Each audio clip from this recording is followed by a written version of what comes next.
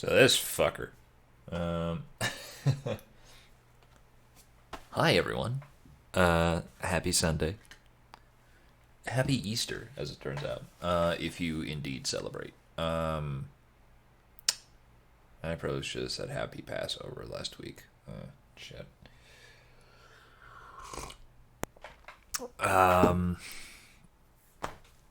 I was raised in a Catholic home and then fell out of faith and became an atheist.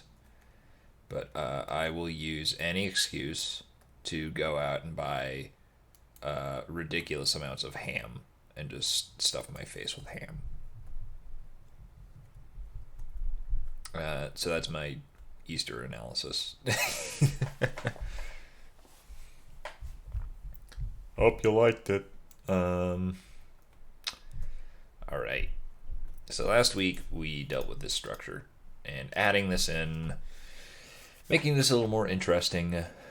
Let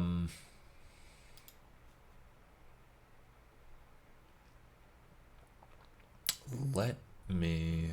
Okay, so filter the clip textures. Actually, frankly, I don't know. So we basically spent all of the session last week doing this, testing that out, and it ended with a bizarre bug with this guy patrolling up here and then just getting stuck and not recognizing that there is indeed a connection down this way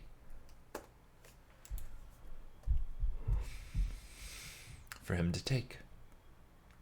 So I don't quite understand why that is happening.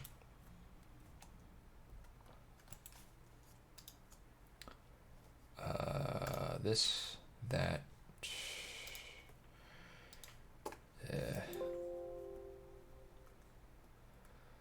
But I'm gonna try some random things to see if we can fix this. Also, what the fuck am I doing with this weird ass structure? I hate that. I'm gonna find something else to put there. Maybe that'll be today's work. Or,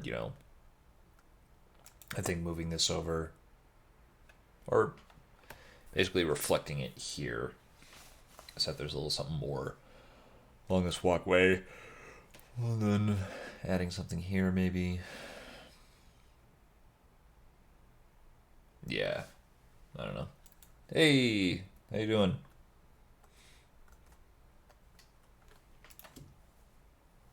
Happy Easter to you.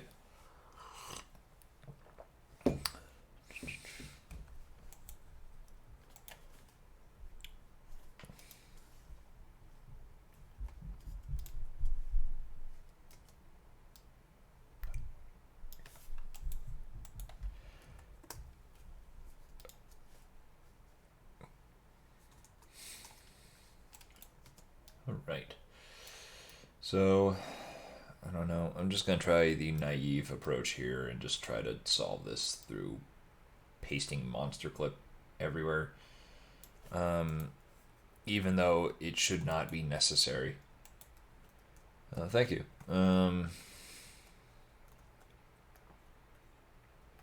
Even though it should not be necessary, I just want to try it and get it out of the way.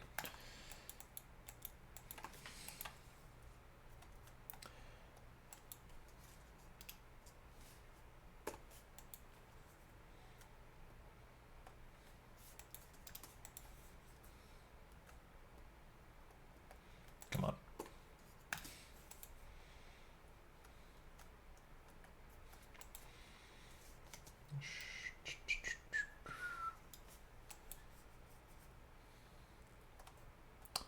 Well, if you can walk up this slope, it shouldn't matter, right? Fuck it.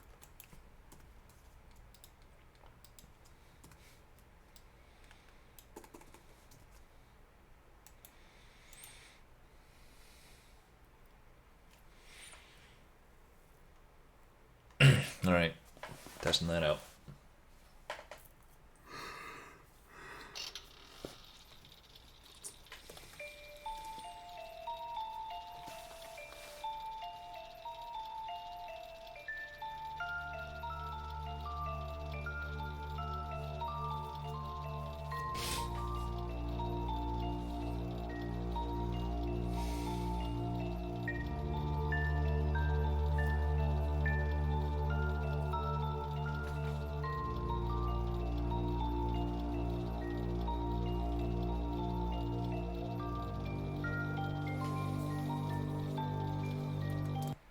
And here.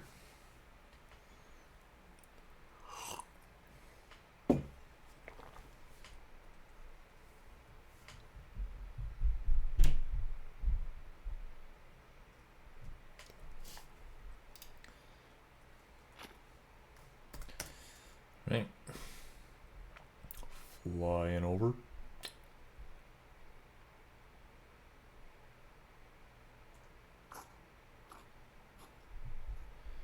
And this guy has indeed patrolled downward.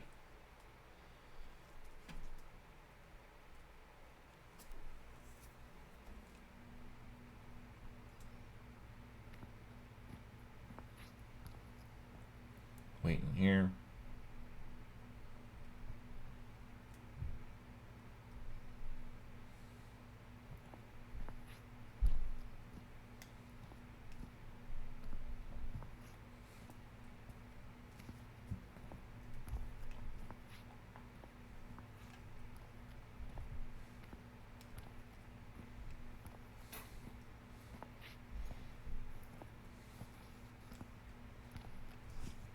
Coming up.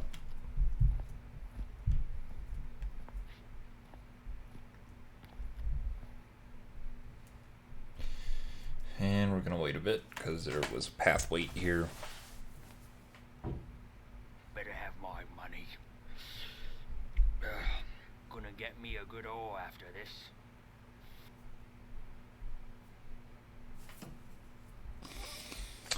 And it's starting to feel like that's not the case. All right.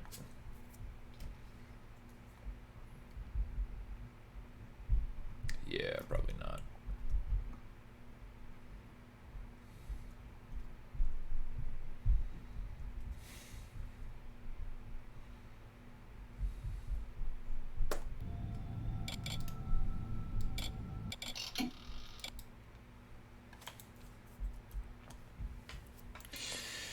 All right, let me look things up on Wiki the Dark Mod.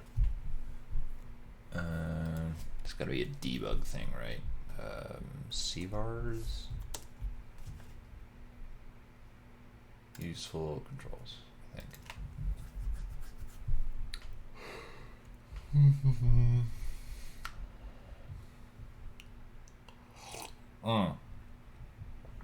Shows the AI's current path destination. Gosh, that would be helpful. All right, roll it again.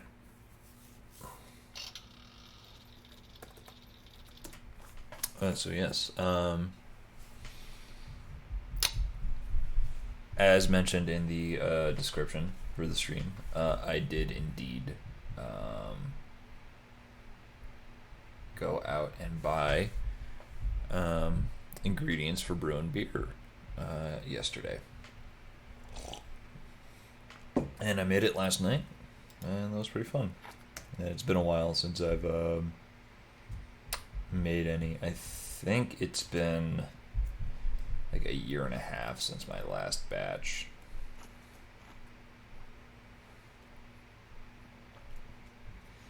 All right, so what's this command? TDM AI show alert. No, show path one. What am I doing? Show dest. Jesus.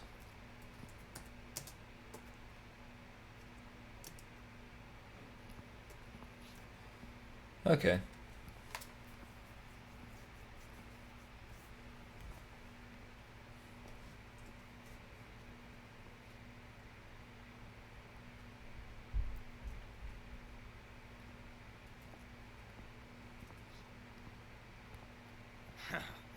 Three sixes in a row. All right.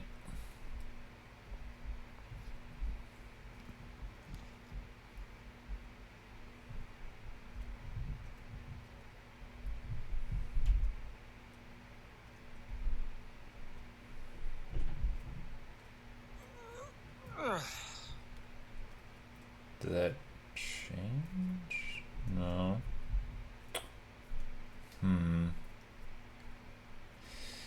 Okay, so this guy is just not getting directions to the next thing. odd.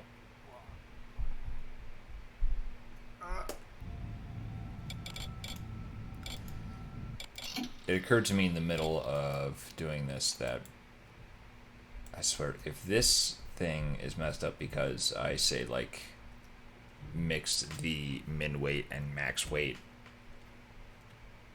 properties. No. Weight and weight max.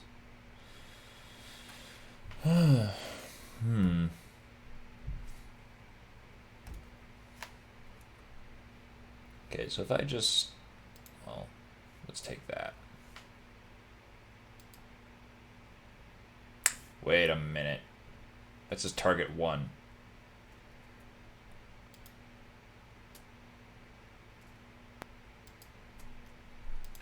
Oh my god.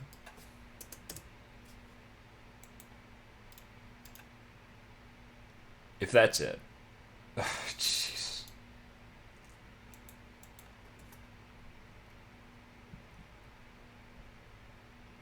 If that is it, I swear to God.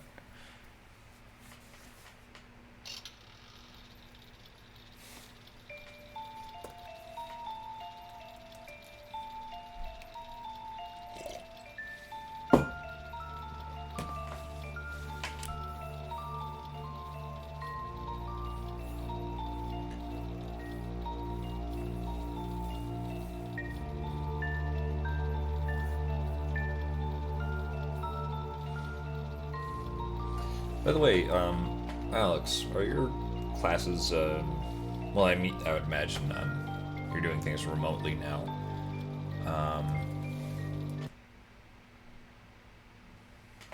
Like, has your college been canceled, or are you still doing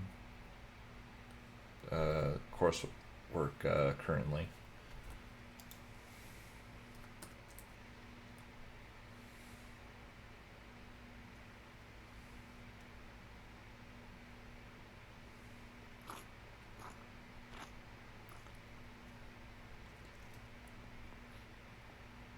Hey, back at you. Eat a ham.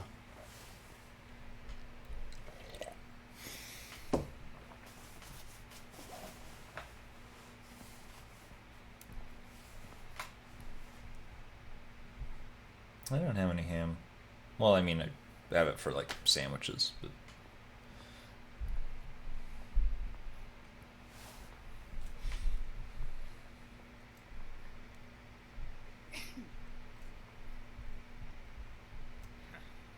Three sixes in a row.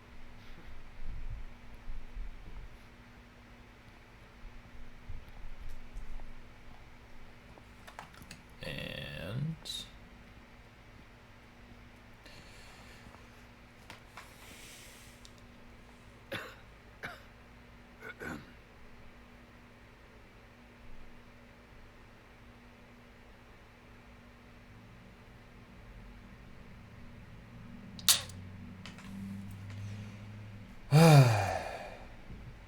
no, that wasn't it. As funny as it would have been. No. What in the fuck is going on with this guy? I think I'm gonna do a sanity check, basically. I'm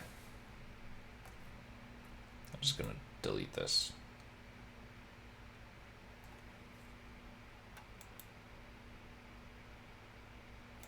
First off, that's still a valid. Yeah, it's still a valid connection. I'm just gonna delete this and have this guy go directly there. Causeway, wait. Or no, block 2.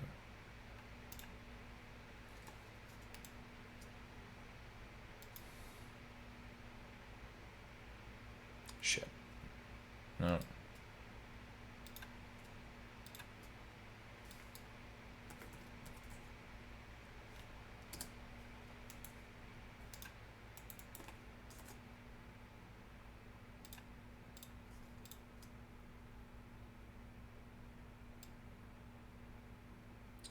Yep. It's got both connections.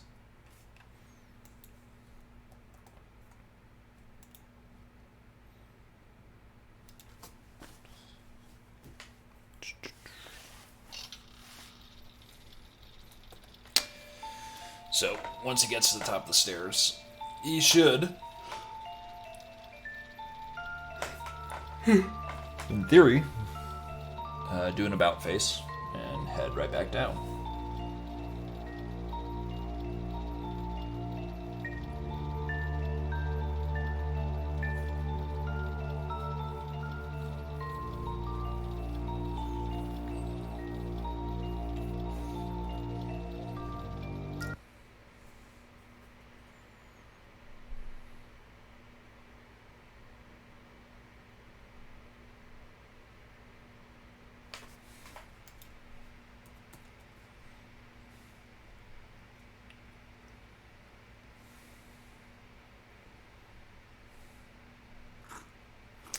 There's another debug command that they had. It was time scale. Let's go 2.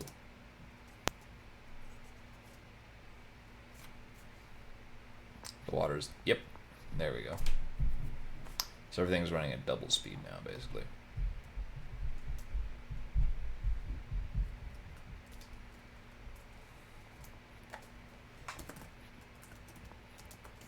Now back to normal.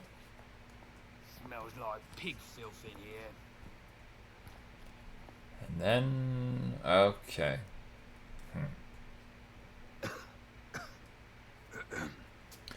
Okay, so now it's not just,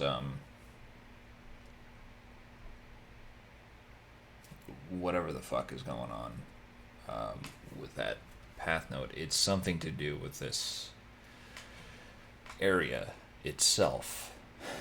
This is just odd.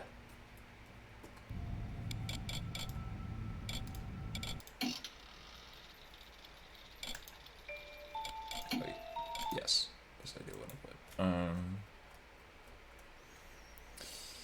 All right, well, yeah. Well, I don't know. I thought the solution would just be to not have the guy go up there and you could just patrol around here, but if the player, say, leads a guard,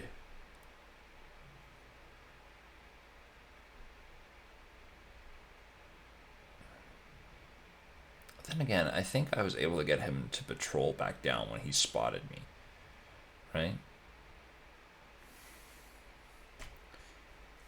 So maybe it's just a problem with these path nodes.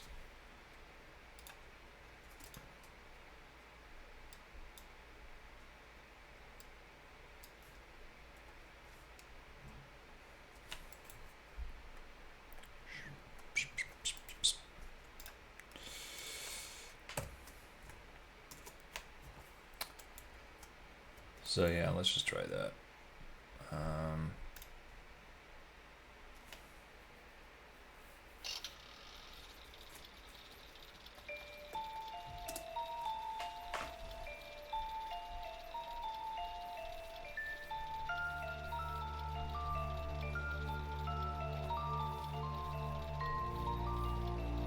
God, I've been getting tired.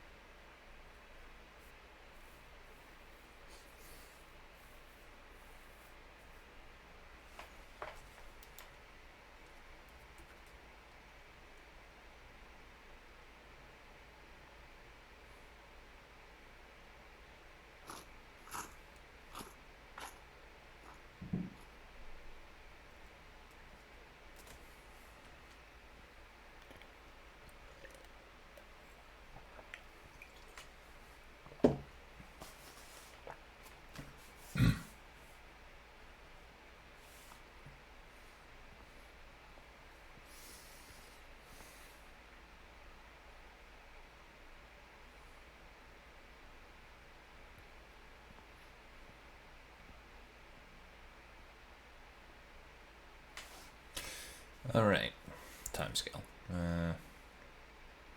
Well, why bother at this point? Fought dogs out once. That was a good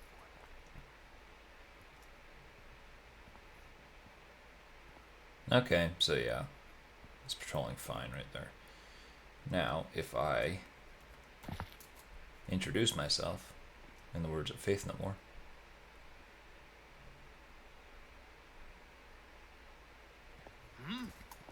Haha! Now I've got you.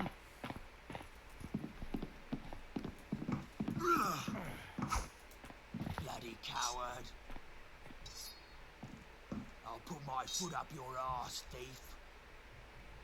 What? He can't. Huh?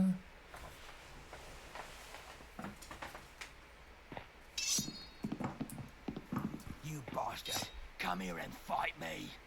Okay, so no, this is gonna be a problem? What? Oh boy.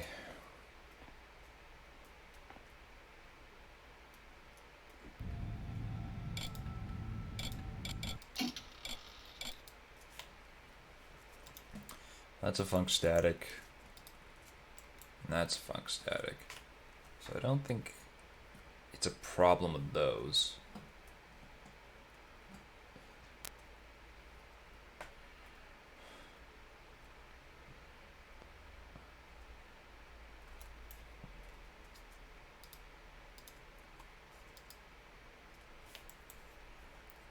Gosh. What in the world is going on here?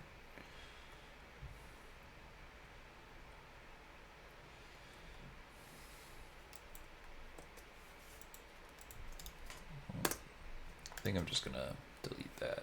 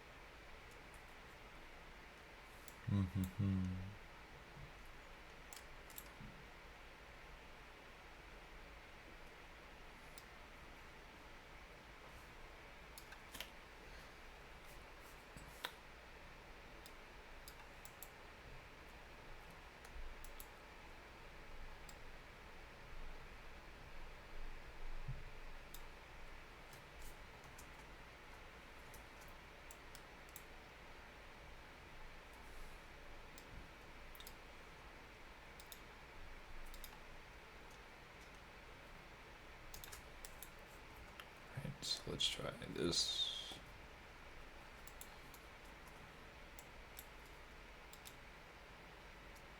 Oh, huh.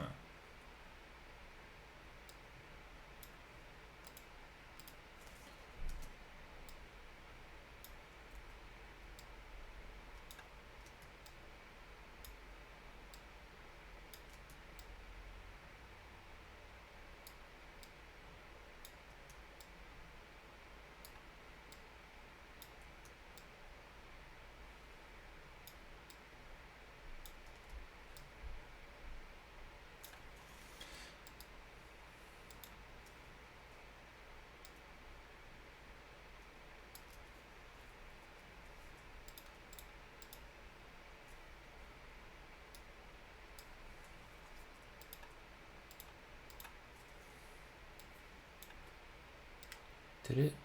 Oh, 3. Oh. I thought the 0 was concurrent viewers. I was like, ah, fuck.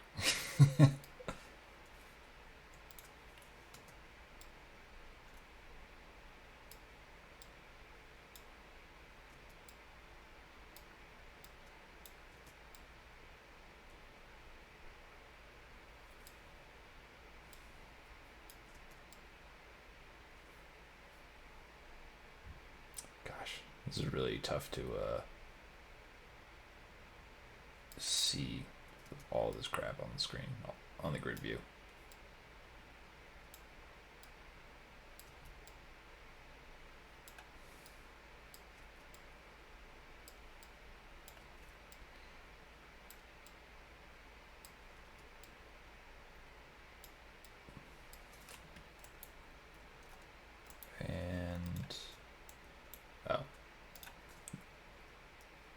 That is in line.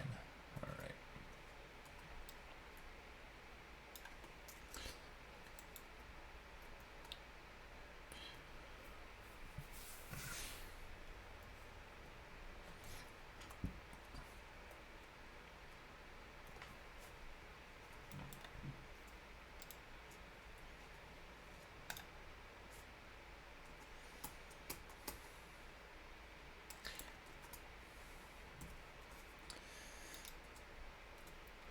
I tried making a little. Well, I want to start making a prototype for something, but I think I mentioned last time it's something that would involve needing to have me learn inverse kinematics to do it, and so I want to. Use that with like a sort of humanoid, model and rig, so that I can actually do the, procedural animation and everything with it.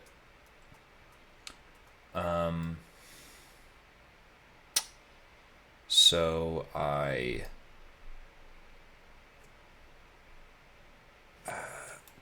downloaded Blender and I cracked it open, and like one night this week, and my God, what unintuitive controls for that thing! Jesus Christ.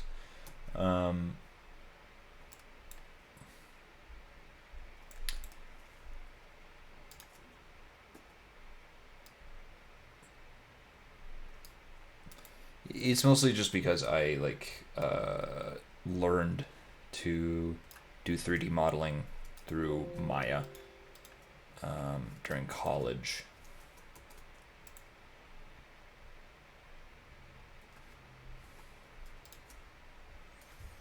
Let me revert to world spawn, then add this, then make func static.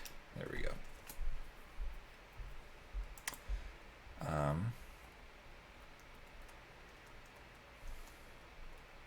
Whoops.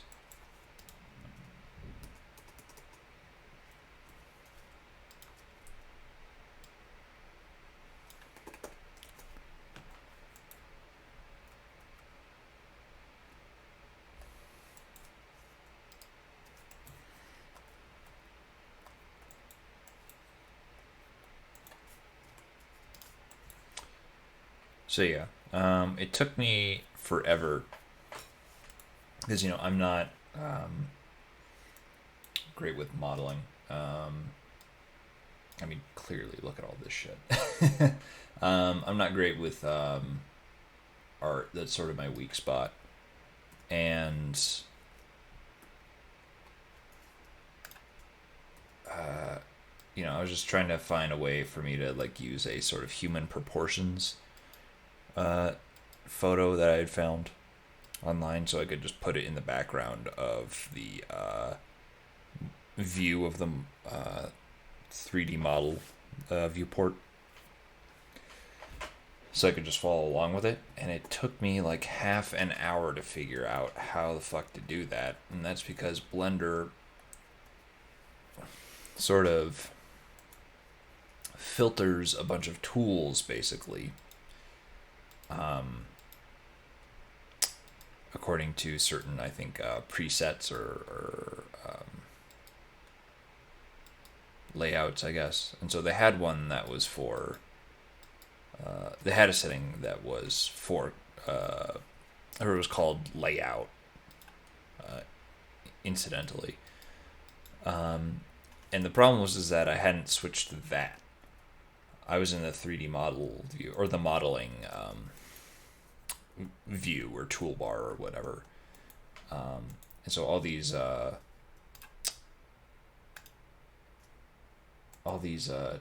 that I was looking up to be like, hey, I want a background reference image.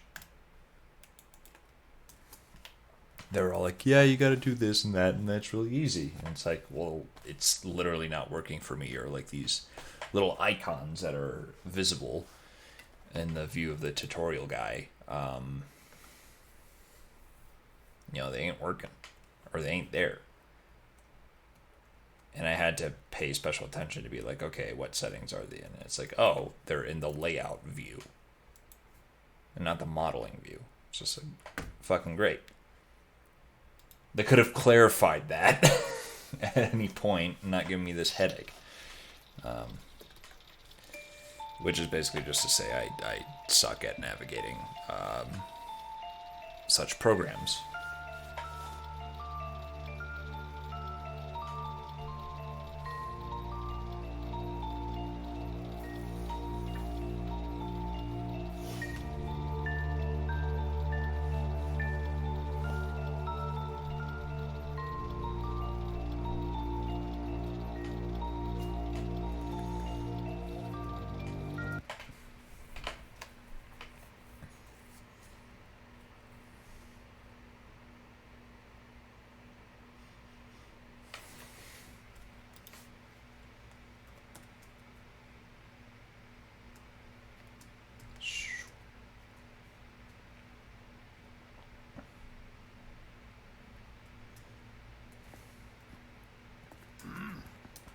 I'm gonna stuff your full of your own filth. Ew.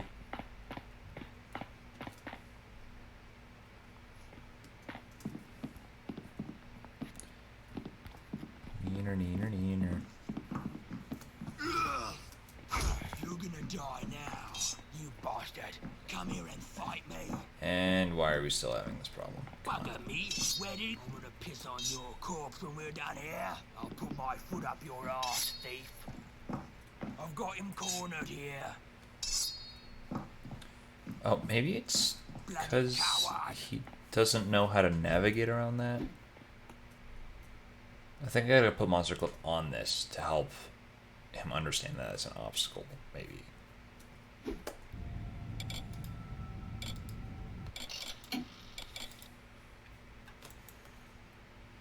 God, I hope that's it. I hope it is just that.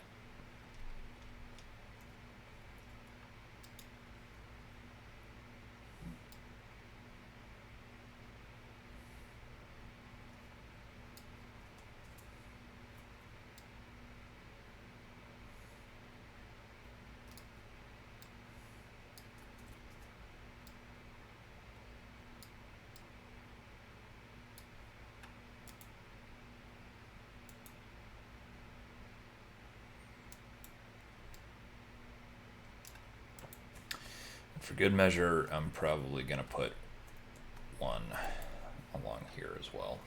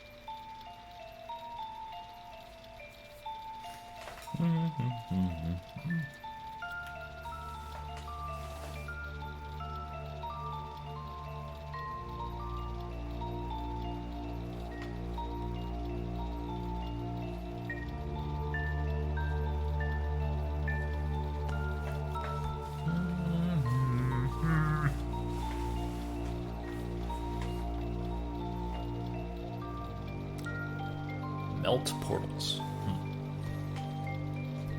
I'm not sure what that is referencing in terms of operations, but it sounds pretty rad. Yeah, you just gotta melt the portals, man.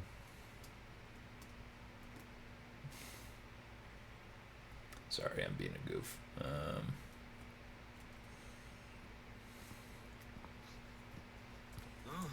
This ends now. All right, buddy. All right.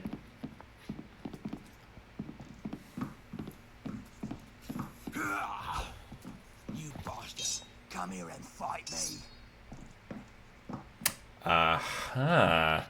Yes. Well, he certainly did that more easily this time.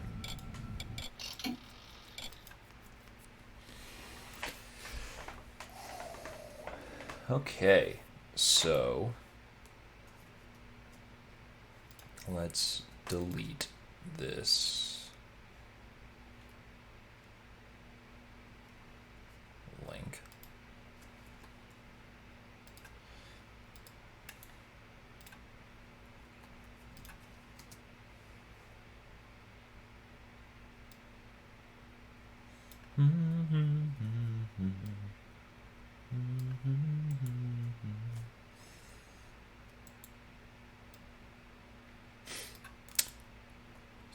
Yeah.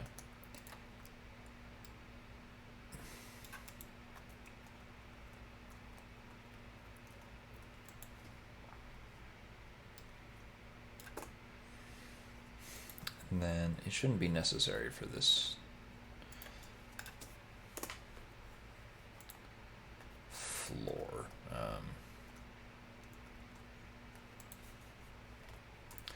Right, let me do a wait.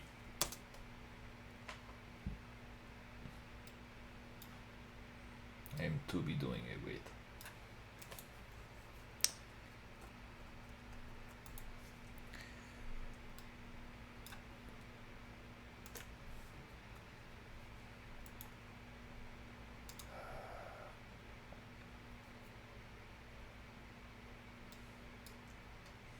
Causeway corner, I think it was 10. Indeed. This was, I think it was 8 to 12.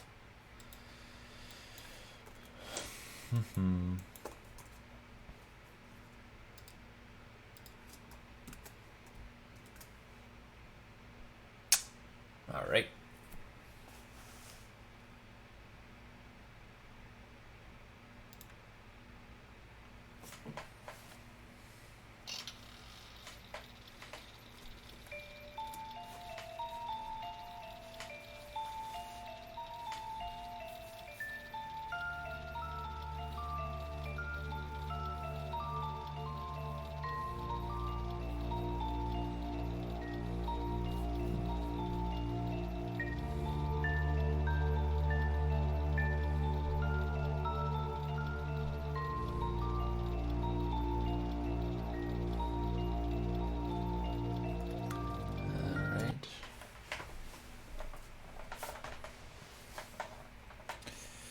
Oh, it's targeting itself. Whoops, I didn't delete that. Yeah. Yeah, that'd be a problem.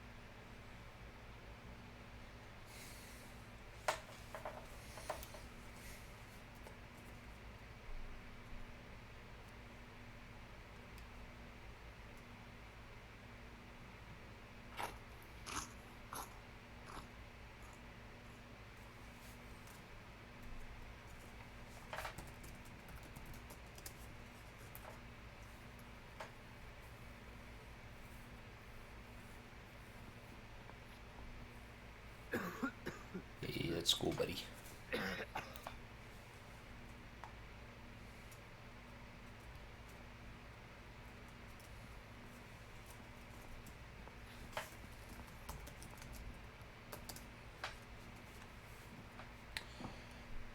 Come on.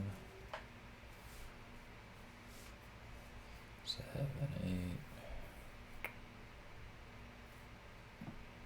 8. Yes! All right. Over 45 minutes, and we have solved a bug.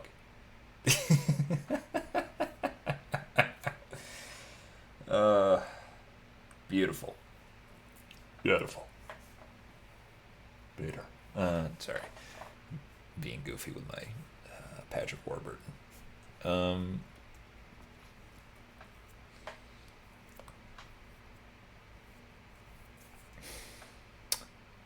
It's a small thing, but I think I might want to like split this staircase up and like have half of it come down, there be a landing, and then the other half comes down here to better meet the edge of, you know, this like wall.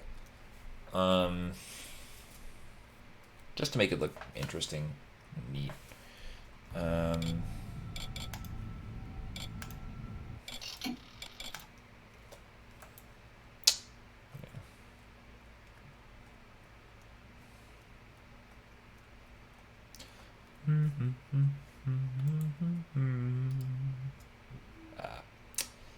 Well, that would be my undoing. I grouped everything together like a dingus.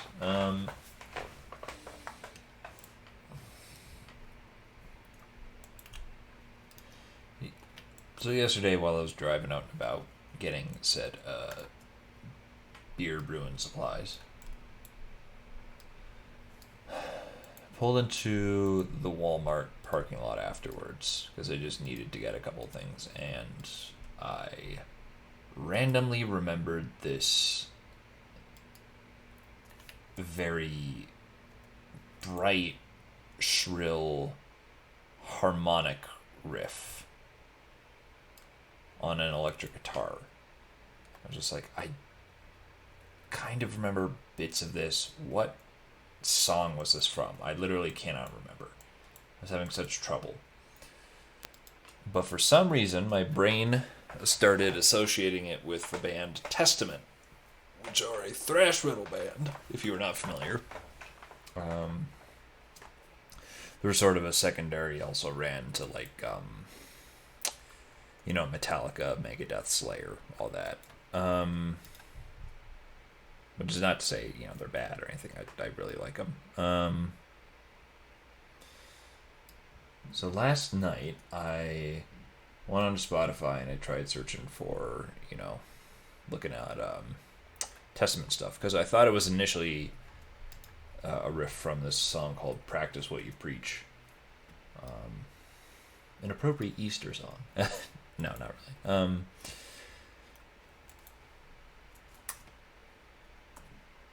And I listened to Practice What You Preach. I was just like, this is not it. So what in the world could this be? And then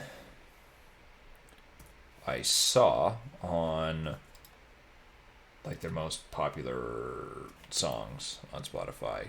Oh, I don't need this block actually. That'll be good.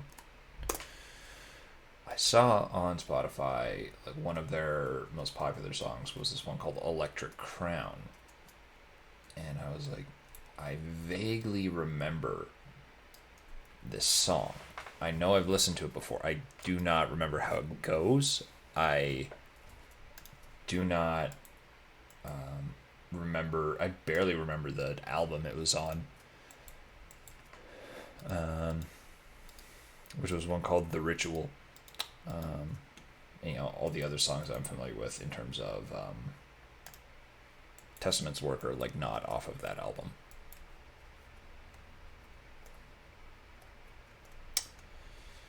But I was just like, okay, I'm gonna listen to this, and sure as shit, that was the song. It had that riff in it. So I just thought that was bizarre. because, I just completely forgotten about it. And somehow my brain managed to pull that out randomly while I was driving around. Shit's weird.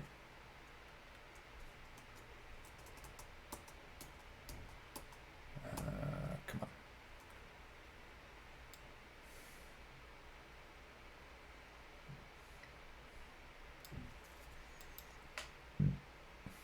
Pardon me.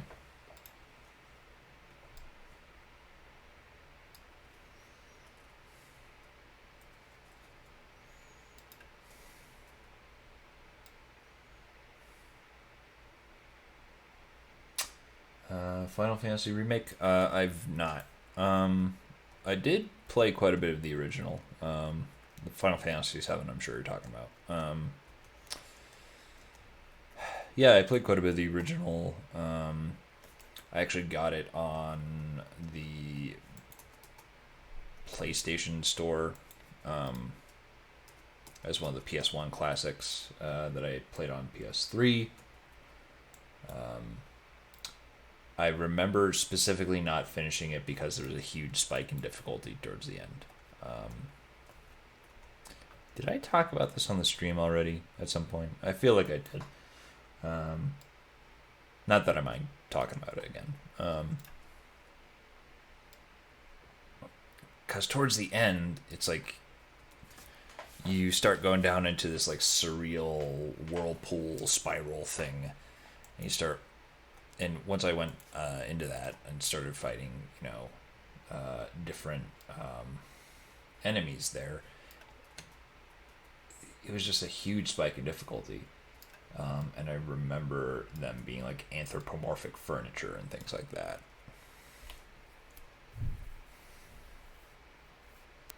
Weird stuff.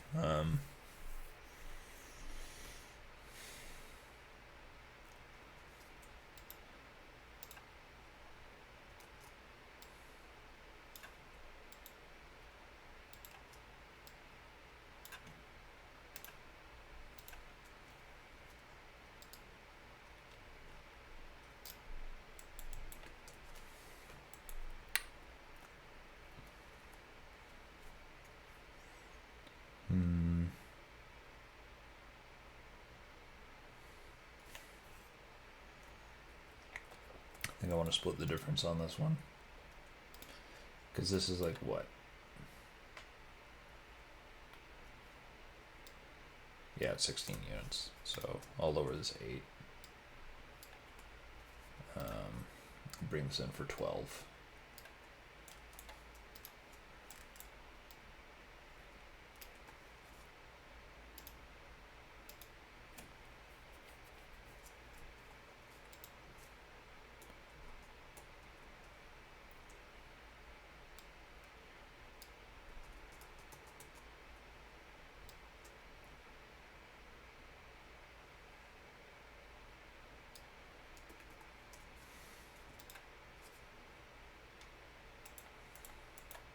Come on. Revert to world spawn. And lump this into funk static again. What's the hardest ever rage set again? Boy. Good question.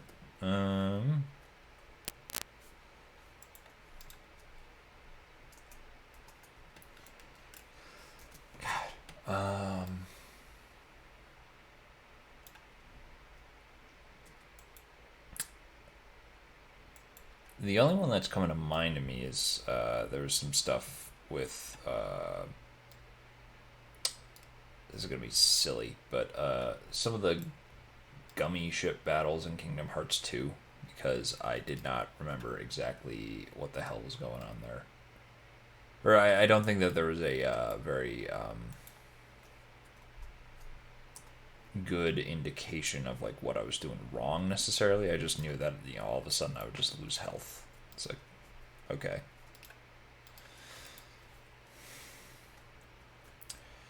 I just find myself dying very suddenly and not knowing what was going on. There were also some really difficult boss fights in there that would take like forever. I remember getting extremely upset over those. Um, yeah, because like in Kingdom Hearts 2, there's that guy Zigbar, right, who kind of shows up in the Beauty and the Beast world, and he's got like 8 spears or something, and he can have them all fly together and take the form of a dragon head or something. I remember that guy being a huge pain to fight.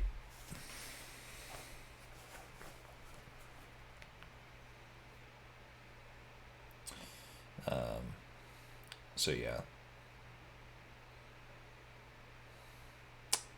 With the Sephiroth battles, though, I mean, those are tough, but I can't say that they're necessarily frustrating because you kind of know what you're getting into.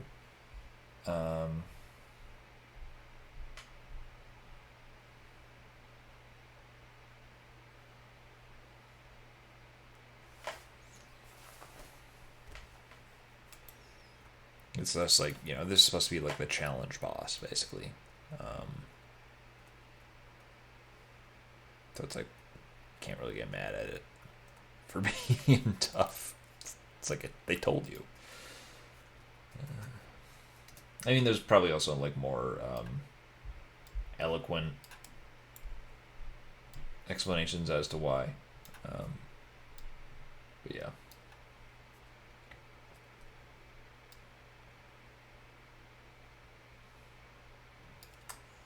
The hardest I've ever raged at a game was Sim City. No.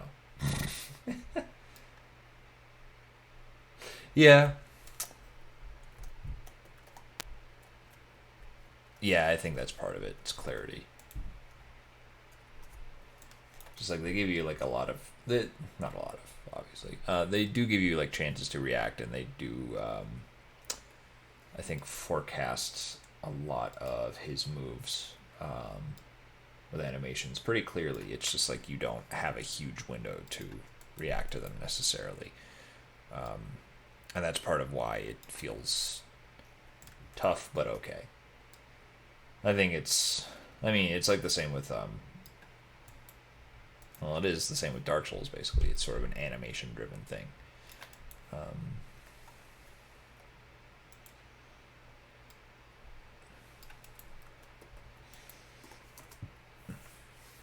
This looks nice.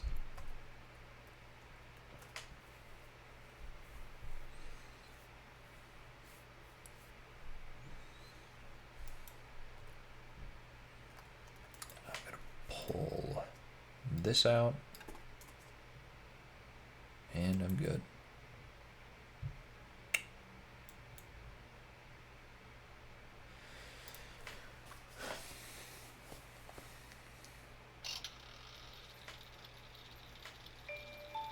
Not that this was frustrating, but I remember in Kingdom Hearts 1, there's the battle right before Sephiroth in the Colosseum, which was the Ice Titan from Hercules.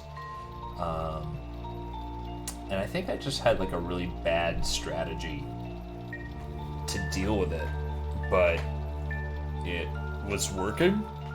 I remember just like literally like huddling myself into the corner of the Colosseum and then just like whacking and like ricocheting the ice missiles back at this thing until it like got stunned, and then like running to the center of the Colosseum and like taking health off. And I remember just doing that extremely boring strategy for about like half an hour. I think it took me to kill that thing. It wasn't frustrating so much as just like tedious.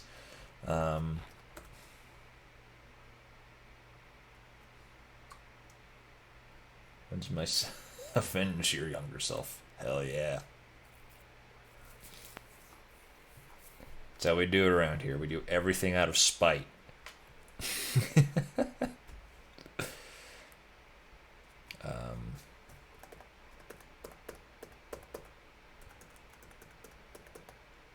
Show dust 0. We can turn that off.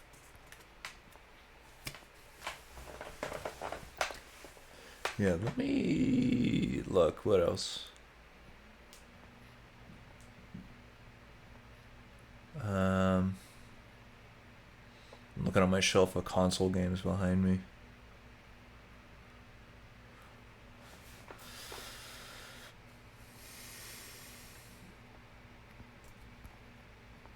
I mean, I think there are also parts in Pathologic 2 where I got very frustrated, but again, that is also coming with the territory. It's like, you signed up for this, man.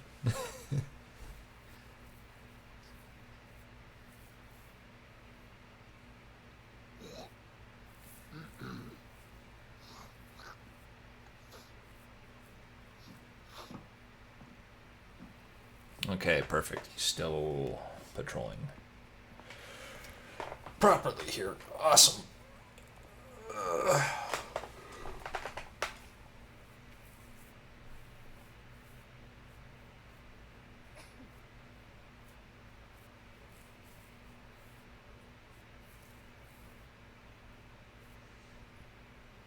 Yep, still good. Okay. What now? Do I build like another one on the other side here?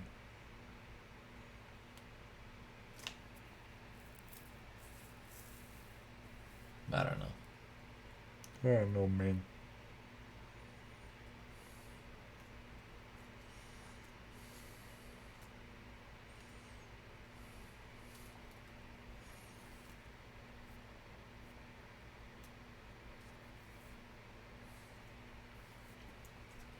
I honestly don't know where to go from here.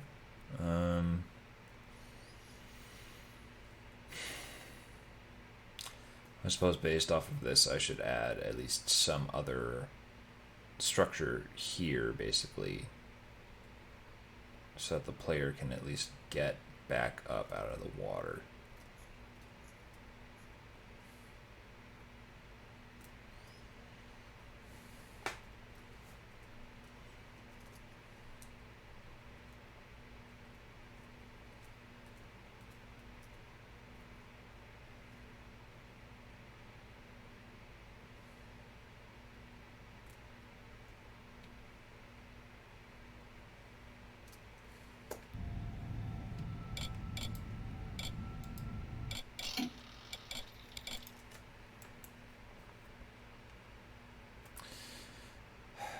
But then again, I don't.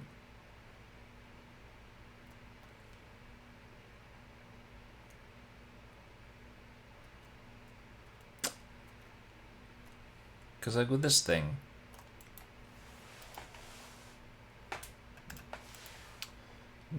you can hop onto the.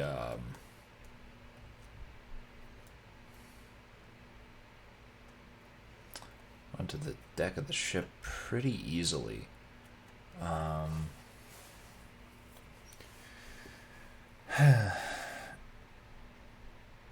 And so if you do that here, sort of like midway through trying to intercept this thing, then like I suppose that works. I suppose that's okay, because you're sort of kind of running to catch it mid transition. But I don't know, if you were to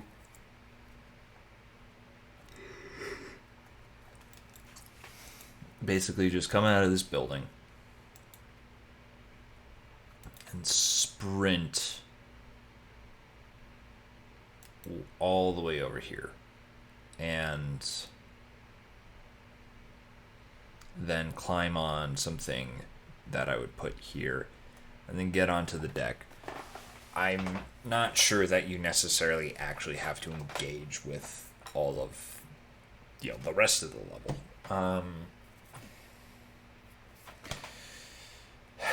So this is kind of difficult.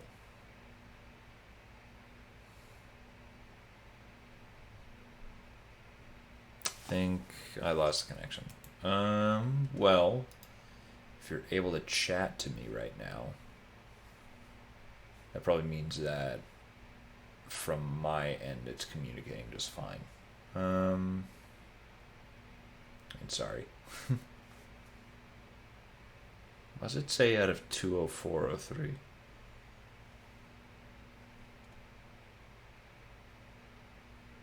105 out of 204. 3. This is odd.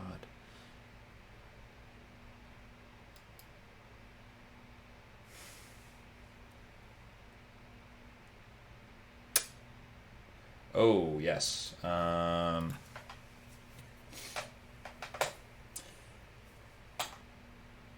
I remember when... excuse me. Jesus, pardon me. When I was playing Deus Ex Human Revolution for the first time, I was still in high school, and my parents were...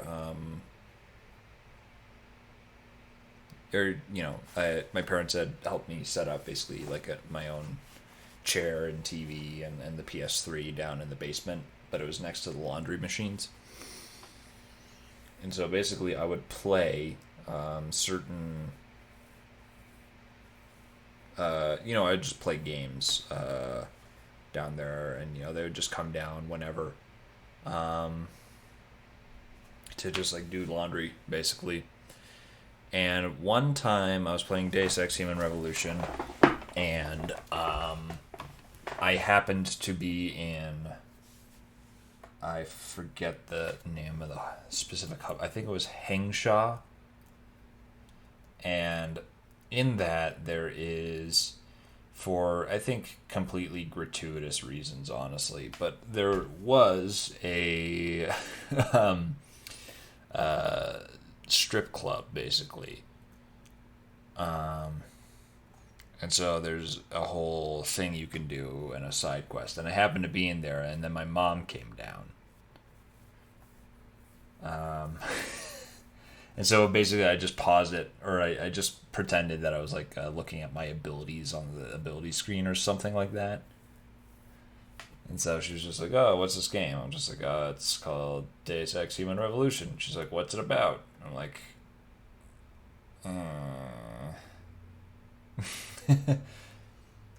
And honestly, at that point, I did try to, like, think of a summary of the plot. But, like, once you get to,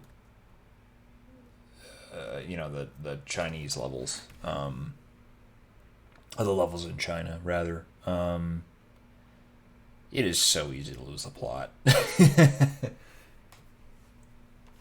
Things go from, like, A to B, and then B to C, and then C to D, and then eventually you're just like, wait, what the fuck were we doing? Like, what the fuck was this thing about?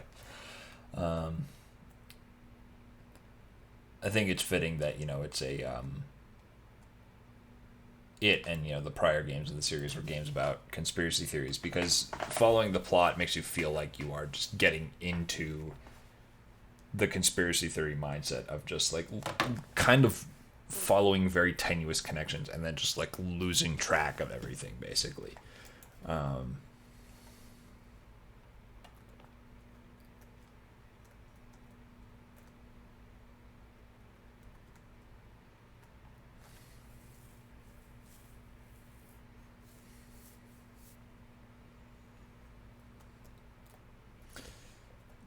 So yeah, I had to convince my mom that I was not in a strip club in a game. It's cool.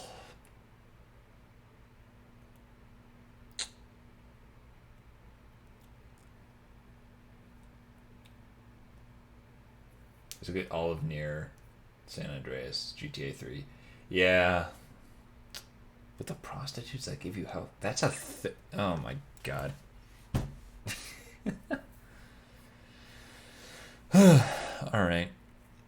So, given that this is kind of slanty, the slanty lad, I think that I want to basically break that up and actually have a flat landing at some point.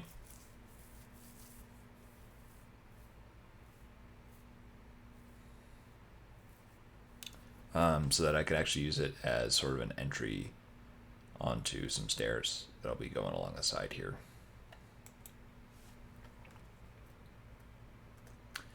Just to double check, we are...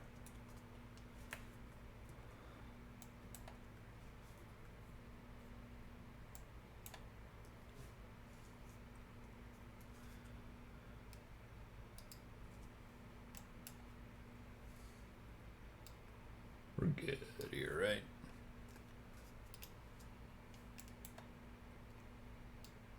Yeah, and we have a leeway of 192 units, I think, so.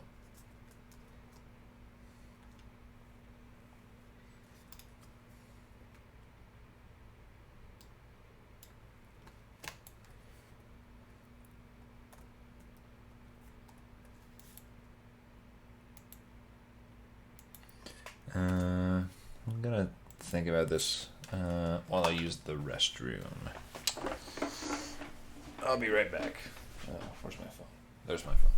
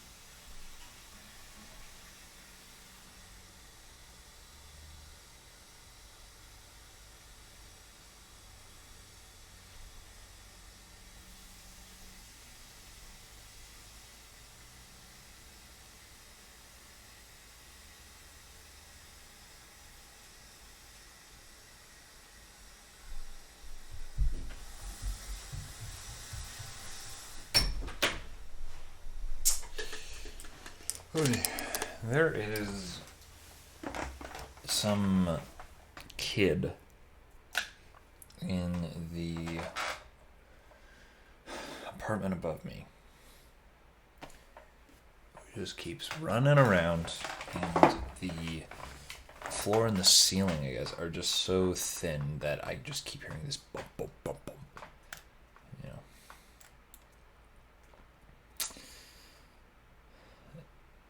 The interesting thing is that this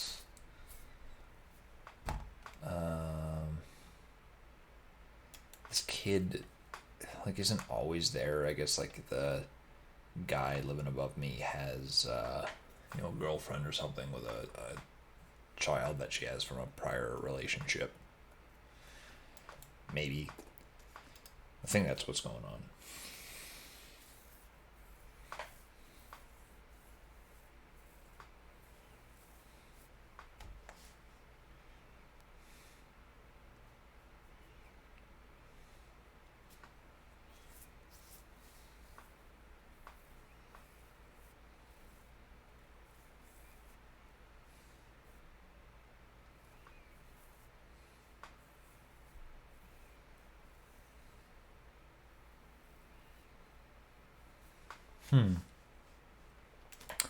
Actually, now that I'm thinking about this stuff,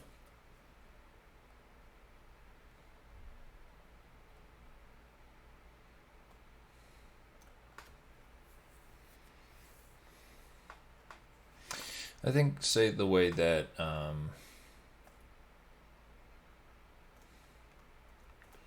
these sort of just join the canal walls at like 90-degree angles is a little boring. It also doesn't really put a lot of emphasis on where they meet.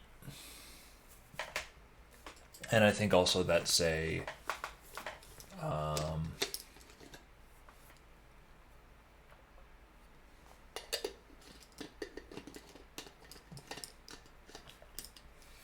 if you're gonna be hanging out waiting for, this thing to like close, and you want to like walk across this, then you're just kind of hanging and milling about here, basically. And if there's like a large enough group of people that are waiting, that becomes a blockade to through traffic here. So I think, and similarly, a lot of this is still like really flat. So I think what would be interesting maybe is if we had, well, if we like pushed certain walkways back a little bit, and then we sort of had a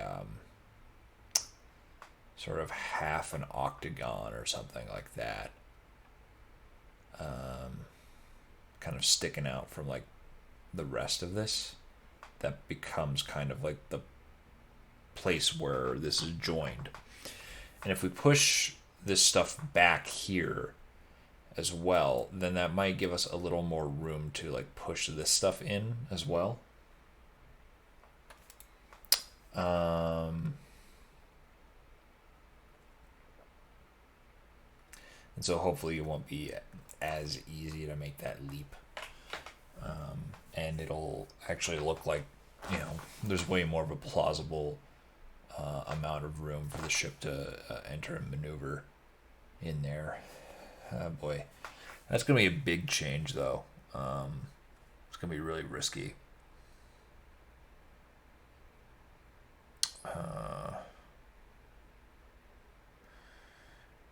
But fuck it. Gotta do something. And then maybe, like, with that, we can kind of have, the street back here kind of go in and out. Or, like, once we push this walkway, kind of have it go in, down, up, over here to carve out, like, little interesting things. And then because of that, we can get buildings that follow the contours. And actually, I do like this quite a bit, this idea. Cringiest gaming moment you can think of that's happened to you could be either the game or something that you were doing. Good question.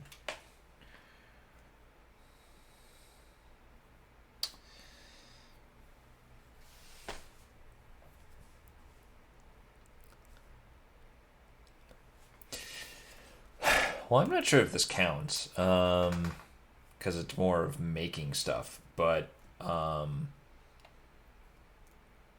I certainly learned from my hubris on this one. There was this class I was taking, Level Design 2, in college, and this is when I started realizing like I really want to do this sort of stuff. And the assignment was to make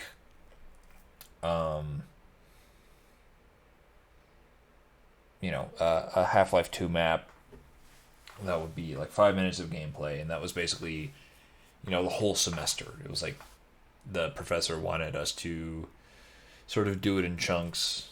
Like the first third of the semester would be like the level design doc, the second third would be the block out, and then the last third would be actually like bringing it to being complete. So towards the end, I had problems with my map because they were, it was kind of stacked on top of each other, and it had these things that would sort of spiral up. But the thing is that the player could basically jump off the sides of certain things and like skip past huge chunks of the level. And the thing is that I didn't really want to do invisible walls,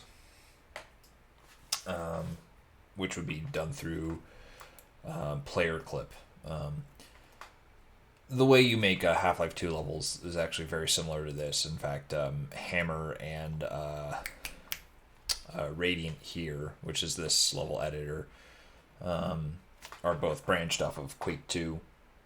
And so they're very similar, actually, in terms of how you get things done. And so Hammer, you have a player clip texture like this as well, which basically sets up invisible walls for the player. I didn't really want to do that for my level because I felt it was unrealistic. And that's true, but the problem is I didn't actually think of plausible physical blockers for the player along these things. So I basically just kind of caved in, and I kind of half committed to player clip stuff. Placing player clip around. And so there were parts where, like, my professor, when he was looking over my level in front of class, because he would play all of our levels and sort of offer feedback and updates. No, he did find a way to get through the first big obstacle.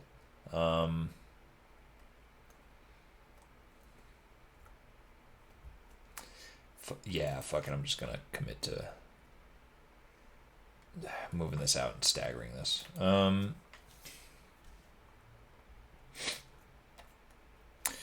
So basically, there have been prior weeks where he had basically said, "Look, you just need to put something to contain the player here. Just put player clip. It's fine." I was like, "Well, I think I could do better than that and all that." And then I just kind of half committed again to actually doing that. So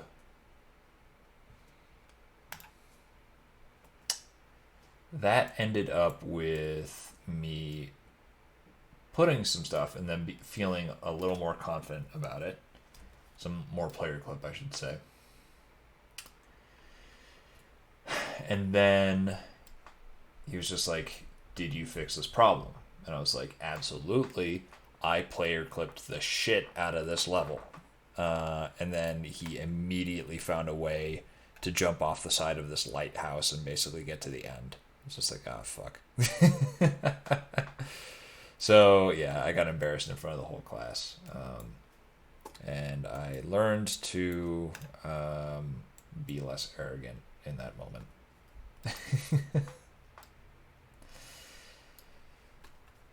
Slightly less arrogant, at least.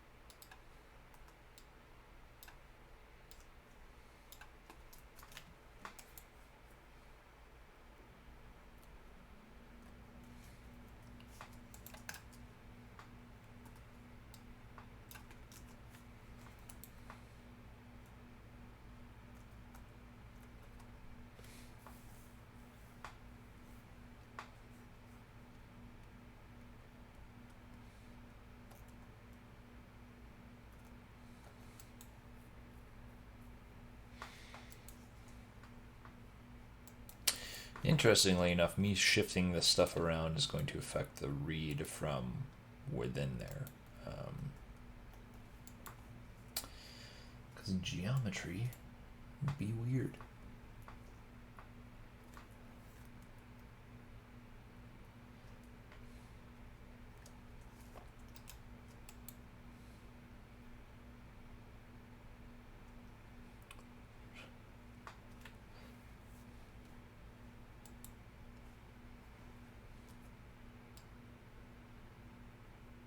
One, two, three, four.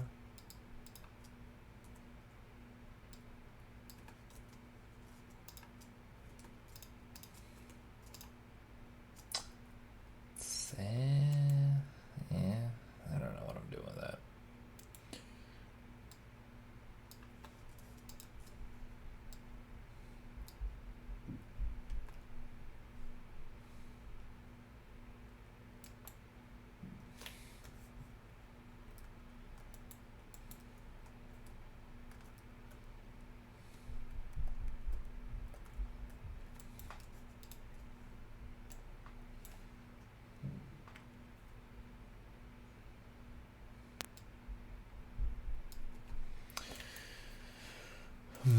Boy.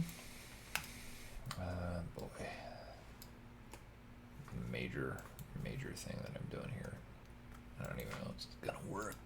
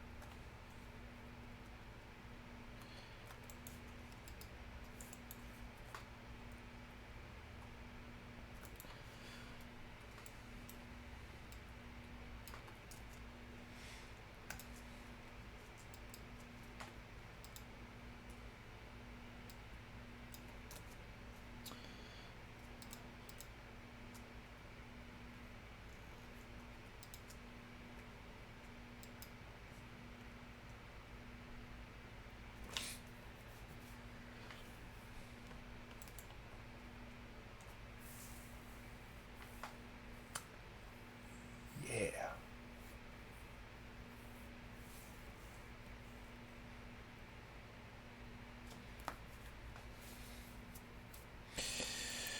Actually,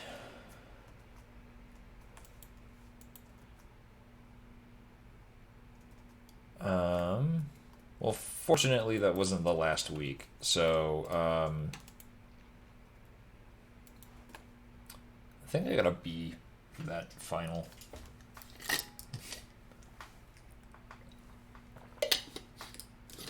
Because again, there were still some.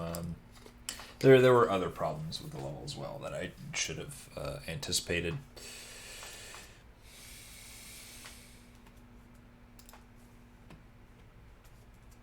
Well, he did dock me for like something that was a known bug in Hammer, which I was not happy with him doing, but whatever. Should have designed around it.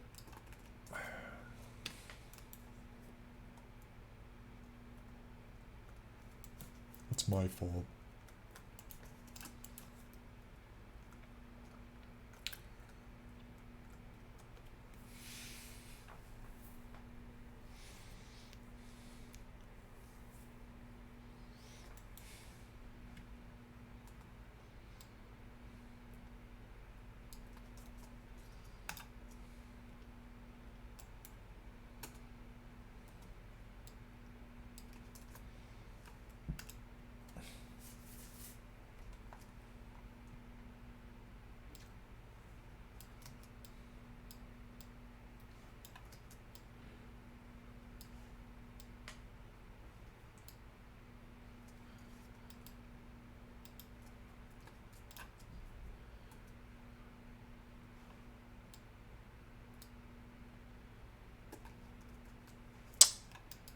I'm not.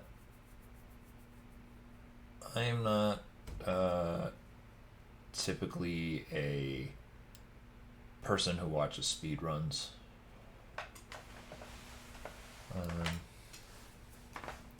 Not that I I'm opposed to them morally or anything. You know, they just don't appeal to me for whatever reason, and you know, I am glad that people enjoy them. There are people out there who do derive pleasure from them. I am not one such person.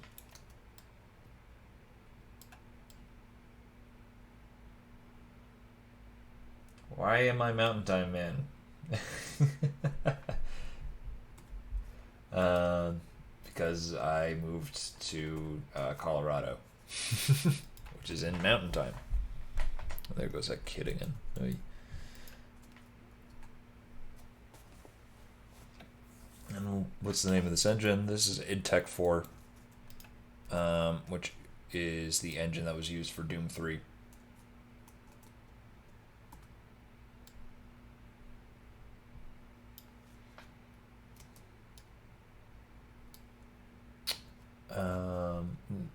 The level editor itself is Radiant, and the game is called The Dark Mod.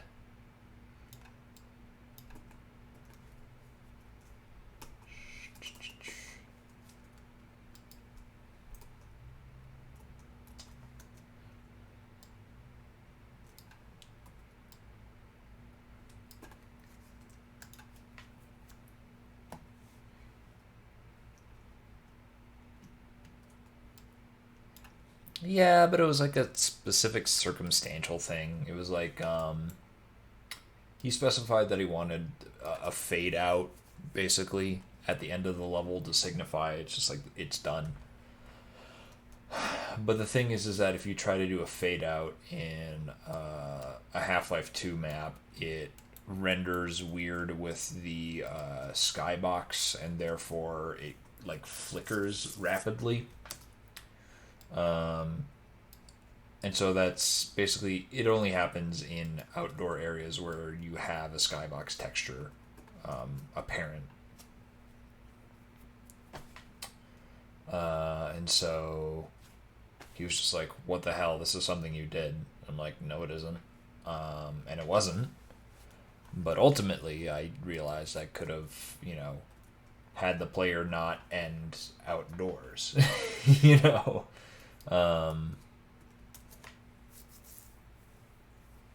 Where can you get the engine? You can. Well, if you download the Dark Mod. Well, this is the wiki. Yeah, download here. Download the game. And then there's the mission editor down here as well. And that is at thedarkmod.com/downloads. And there are plenty of maps available that are made by other community members already. So it's not like you're going to be hurting for content.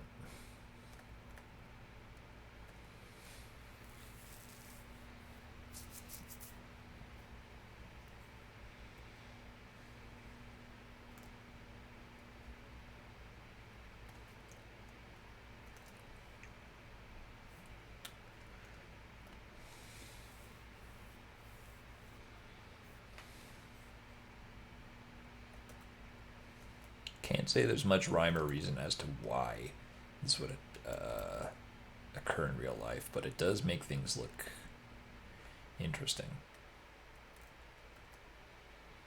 And maybe I use this to push in like 64 units. Maybe.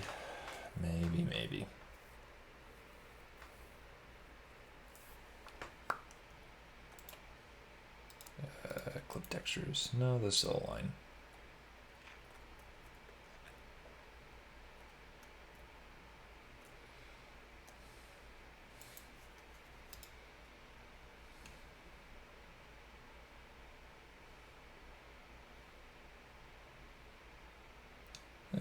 Yeah, why not?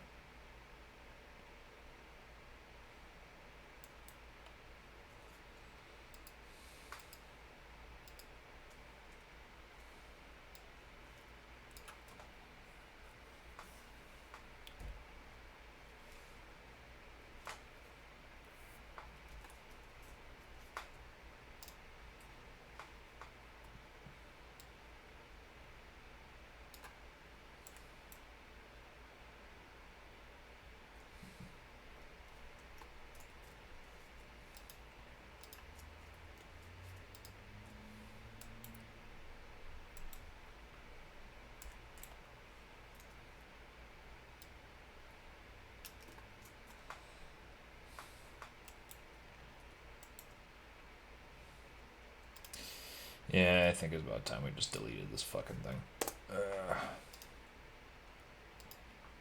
So bad. What was I thinking?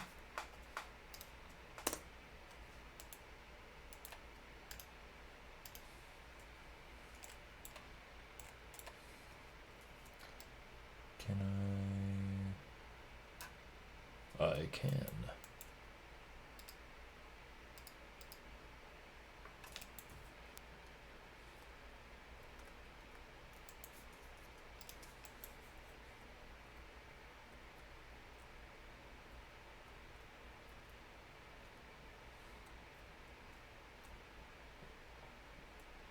I'm gonna have to make some adjustments there.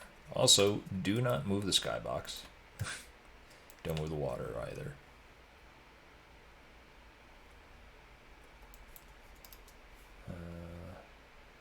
Famous game developer once said. Yes, that was John Carmack, who took part in making this. Their series on level design is extremely fascinating. More free of his own prey, I would have never gave it a look. Oh, yeah.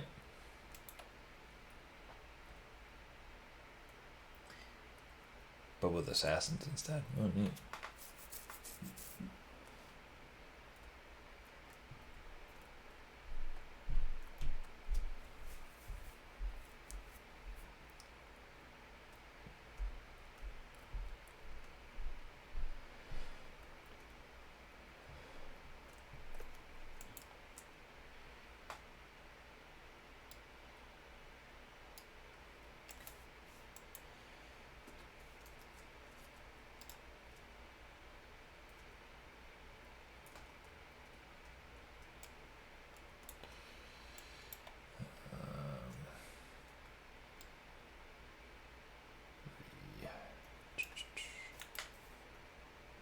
Line up with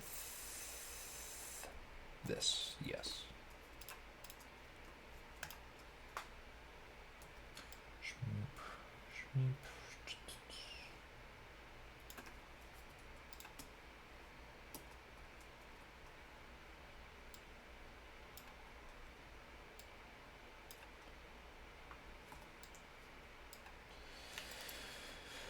What the?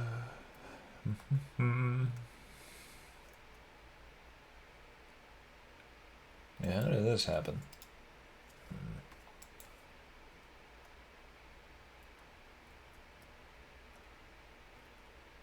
I think all of this got shifted under just fine. It's weird. It's kind of weird.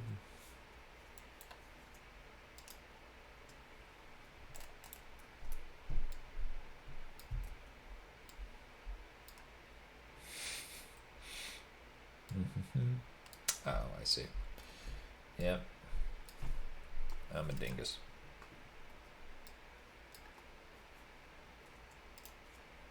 I believe the scientific term is dingus, indeed.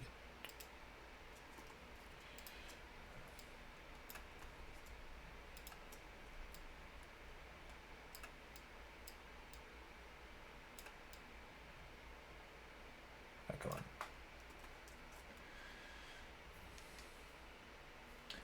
Never had a great idea for an Easter egg you couldn't implement.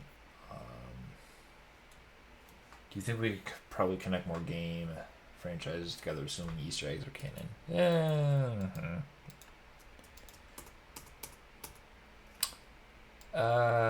I mean, I don't know. I think it's...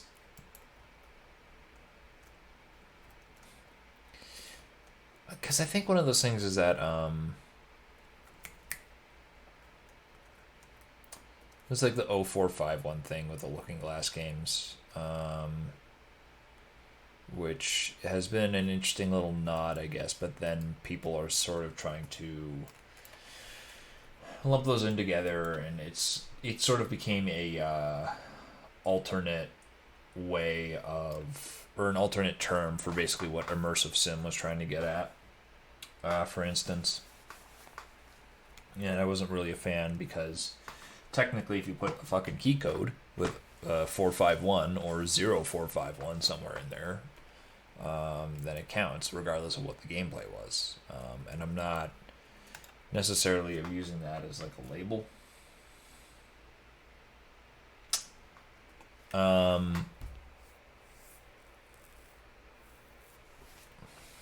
don't know. Similarly, especially with Doom Eternal that just came out, there are things with the dope fish.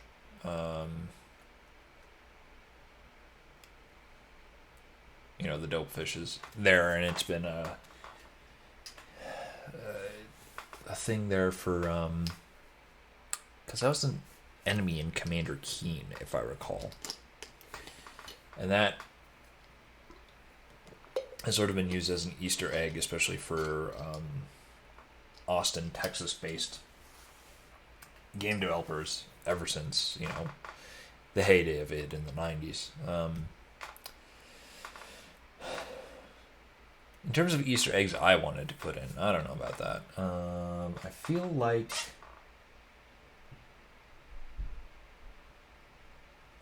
teeth room. I don't think your progression. Oh man. Yeah, this seaport city neighborhood needs a teeth room.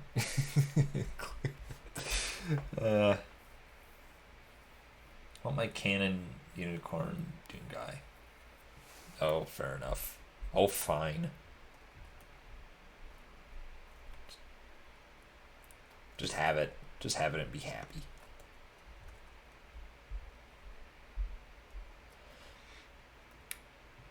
That's a reference to the end of System Shock 2.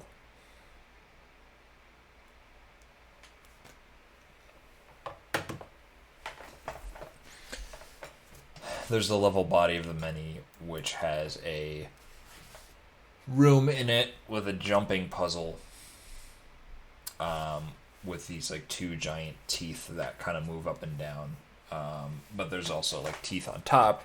So basically you have to do these very precise jumps, precisely timed, in order to get through there. And everyone has noted that that is like one of the most frustrating rooms, one of the most frustrating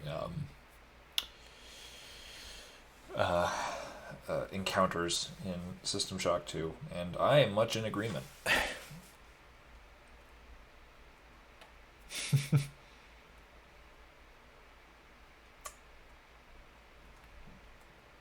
Yeah, me too.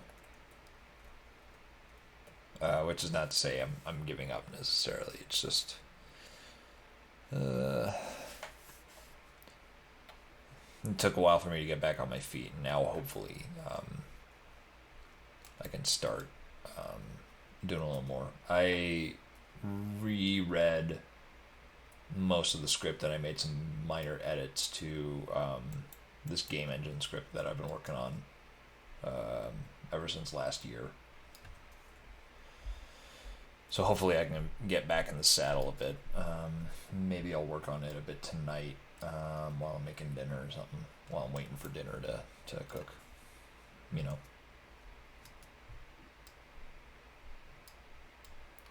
I've also kind of started and stopped smaller scripts since then. Regrettably, they've not gotten very far. Or I've not gotten very far with them, rather. That's my fault.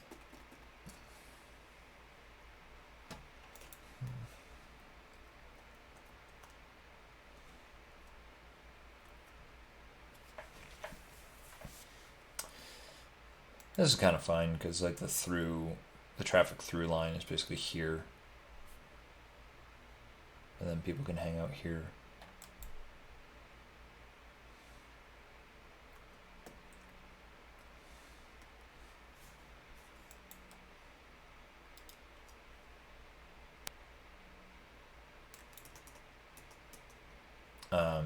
I mean, yeah. Do you think I should like move it to a different channel or something, or?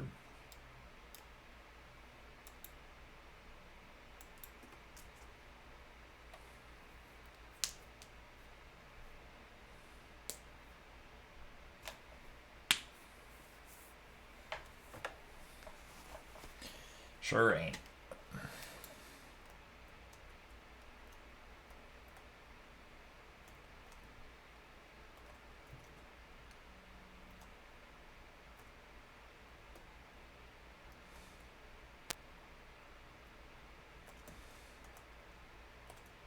This is a little more interesting.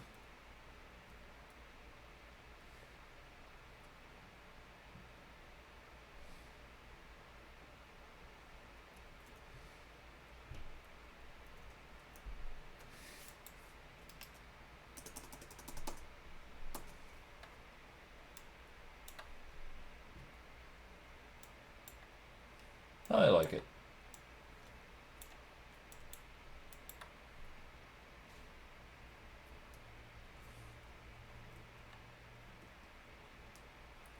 Not sure what else to add there.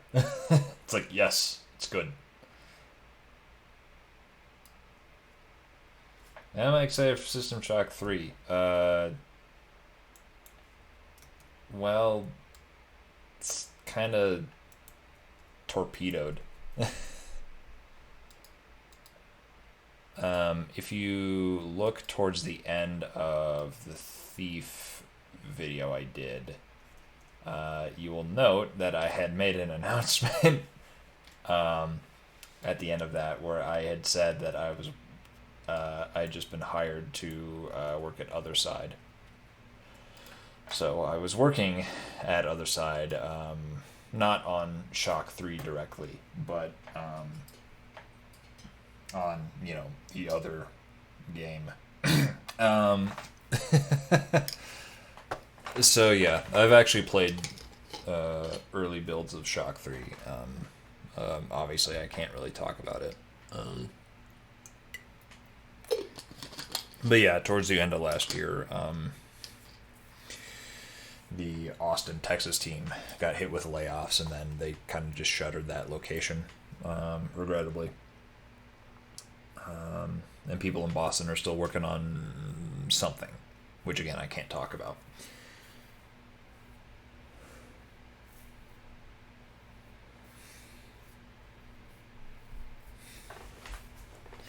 Yeah. I don't know. What use is it if it's not coming out? Yeah.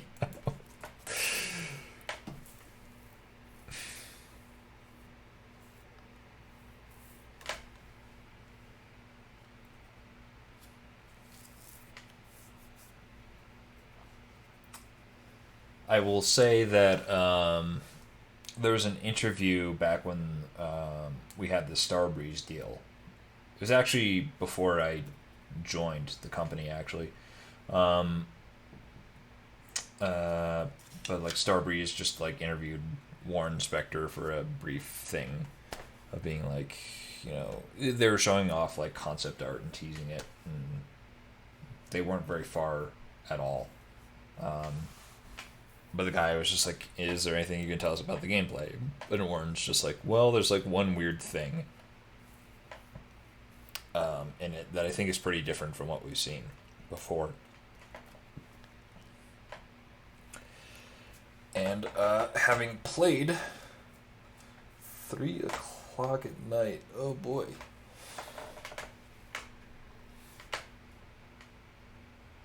Well, good luck to you.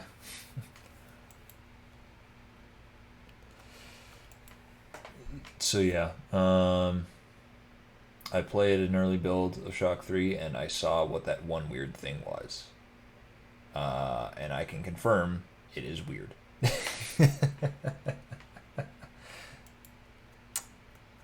uh.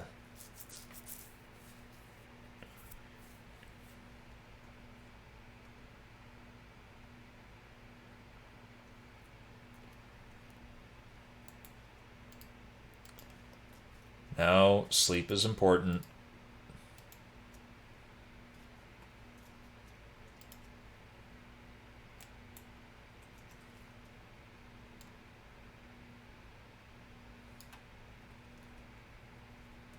I know I'm trying to be like your dad or something, but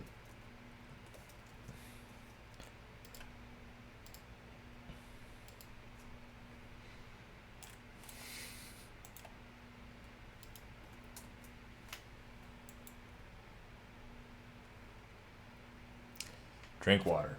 Certainly. I just took a swig, I think, but I'll take another. Teeth, brush my teeth.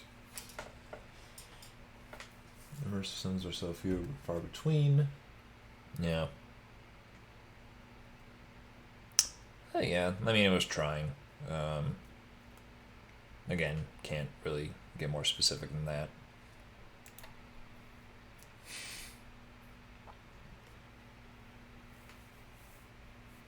I mean, it was trying to stick to that immersive sim philosophy, certainly.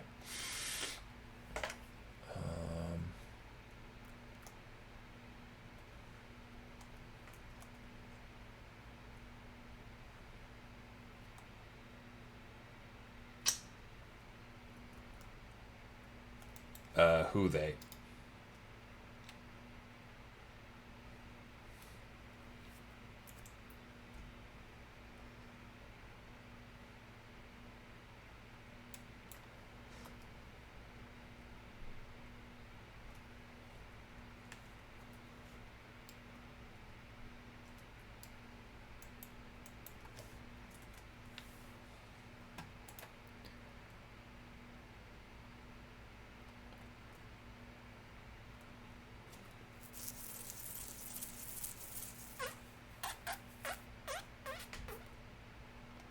Why am I doing this? Why am I being a goof? The more I think about it, the more it's just a weirdly shaped building. I don't really like how narrow it gets at the end here. It feels like it's not actually proportioned for anyone to live in. Well, I don't know. Maybe. Oh, right. You had the thing about regions.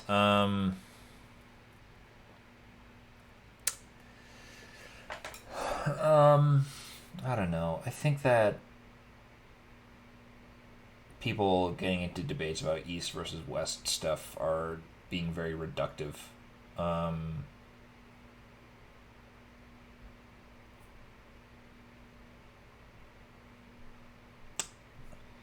think that there are likely going to be certain like trends that you see in the output of specific countries, but I think that quickly gets into discussions and assumptions about things that are, say, essential or sort of taken as just intrinsically being part of, say, people from that country, as opposed to trying to understand, like,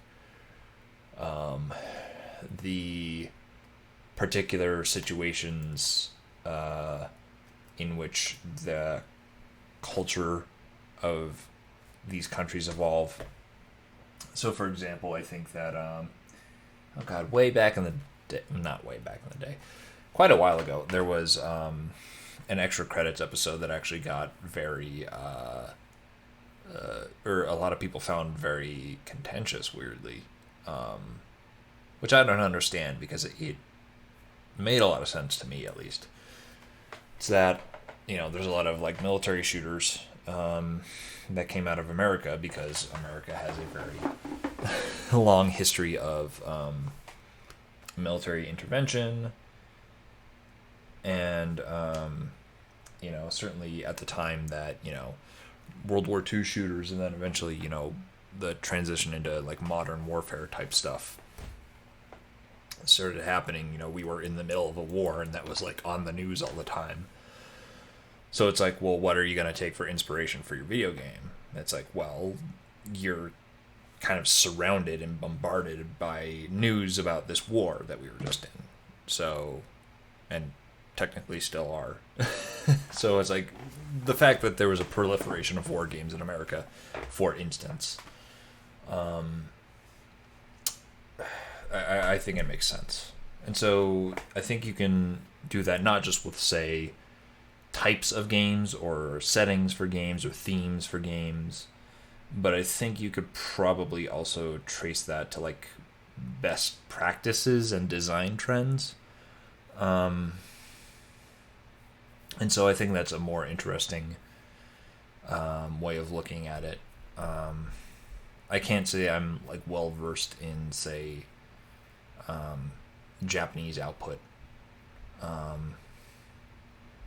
Other than like knowing that JRPGs are kind of a thing and having been familiar with playing a couple of them. Like I was alluding to earlier in the stream, Kingdom Hearts and Kingdom Hearts 2, as well as a little Final Fantasy 7. Yeah, there were a couple Final Fantasies I played back in the day.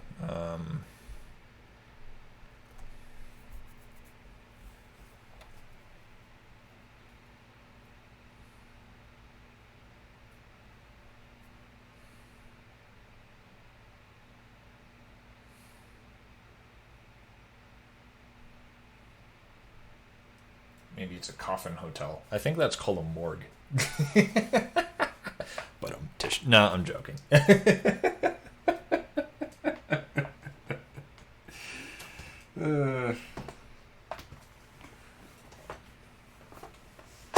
Look at me, being arrogant, laughing at my own jokes.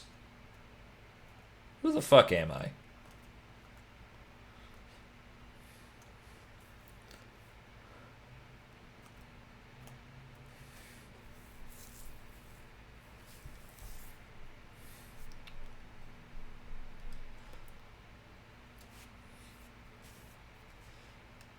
What am I doing here now?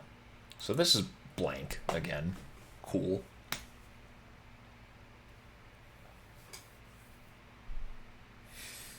I don't know what I'm gonna do with that. Just need something in there to fill the space.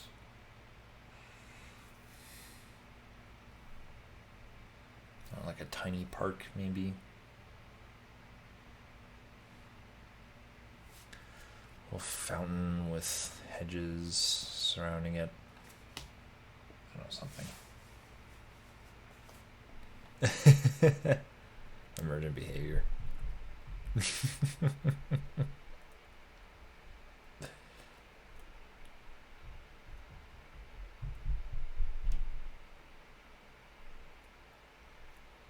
Mm-hmm.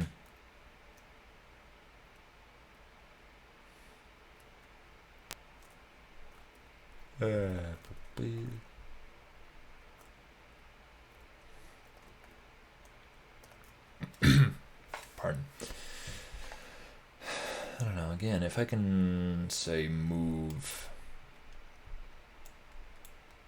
a chunk of this stuff over, like this back street, basically this back alley, move it over a bit so I can maybe get a little more room for playing around with the bits and pieces here, or like bending the path, basically.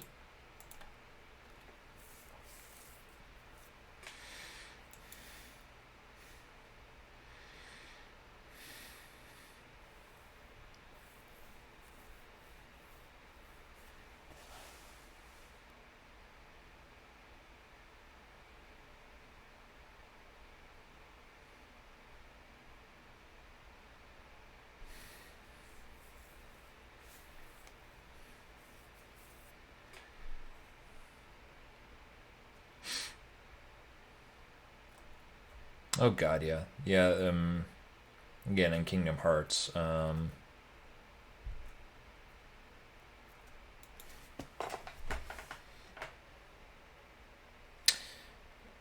when they would try to communicate that someone had just been interrupted, there would still be like a 3-second pause between this person just kind of stopping their line midway and then like the other person coming in saying like enough or something like that. It was always just so awkward. I thought it was like a loading error.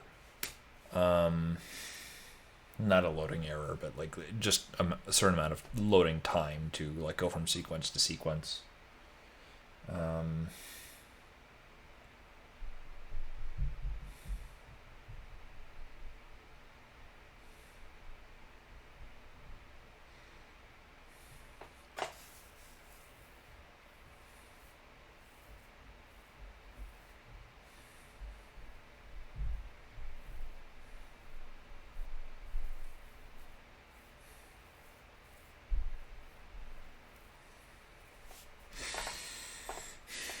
Yeah, if I Yeah, so if I push this back,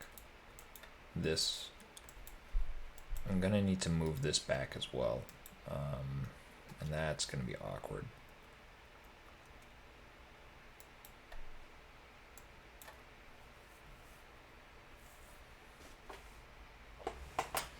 I mean, I think if I move like this whole thing here over, that might be okay.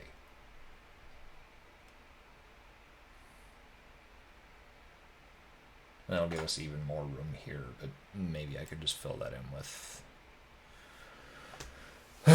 some kind of plaza.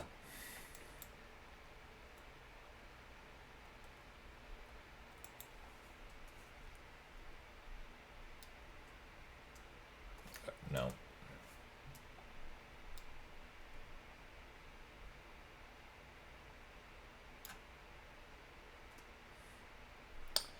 Why is that even an issue at all? Is it technical, cultural?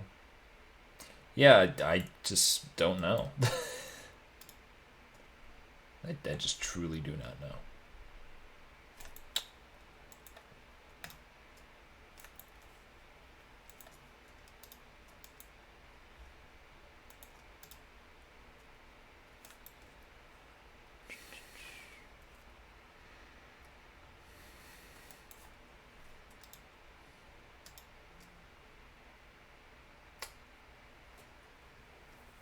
Exaggerated animation and body language in some RPGs. Makes the characters feel fake. Meh. What is this? Oh, yeah, I don't want to move that.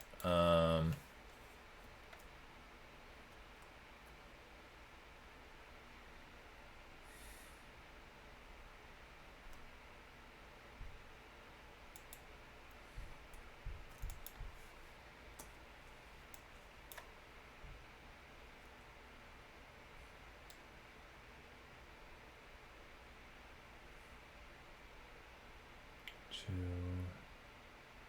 three, four. Yeah, that's 128, right? So, yeah. This is probably better lined up here anyway, so we can have this sort of frame the entrance to this building.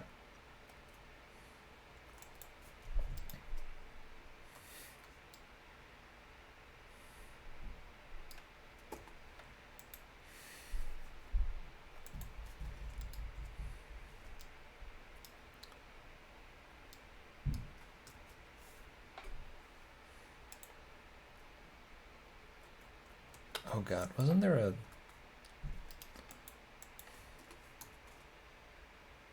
No, I guess not. I thought I had already set up some thingy over here to be carved into this wall. A sort of a recess or an entry or something like that. Guess not.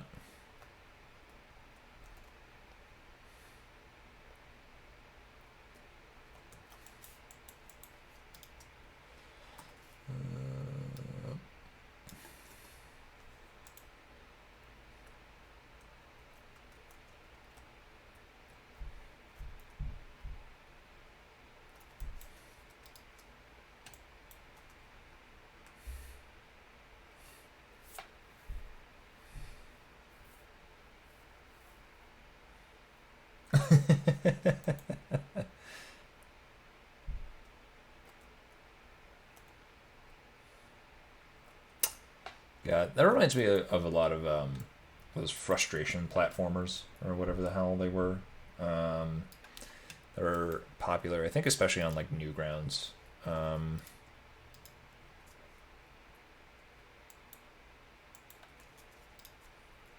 It was interesting because quite a few of them were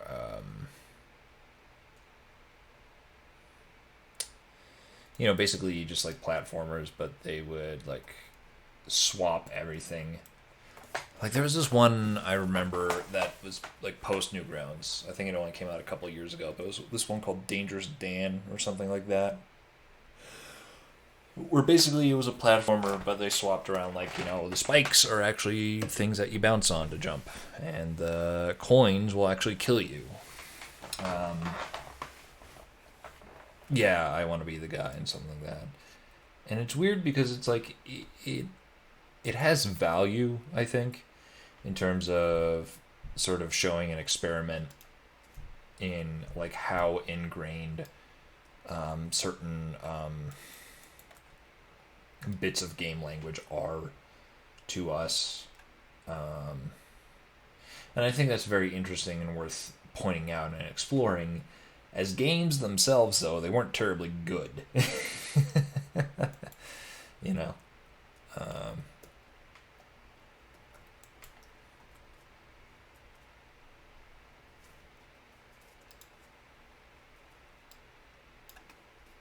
yeah, fuck that. I'm just gonna.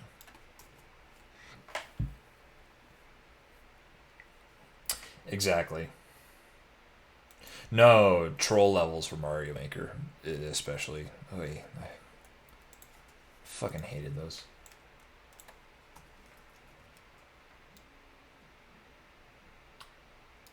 I hated it mostly just because it was like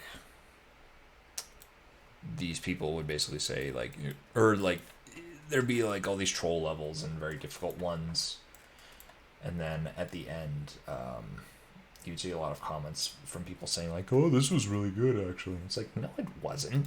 It's not good design. There seems to be this conflation of like,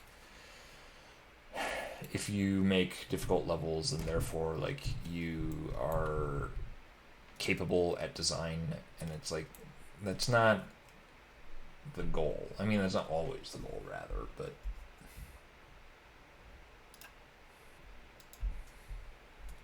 I mean, if you're intending to make a difficult level, and then you do, then that's good design.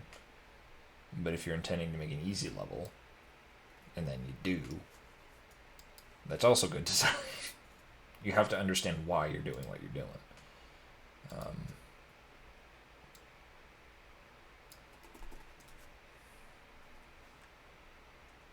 So yeah, I think like Super Mario Frustration, or no, that's just the that's just the early viral video, I think, right? But yeah, the Kaizo stuff is just like not good design. Um,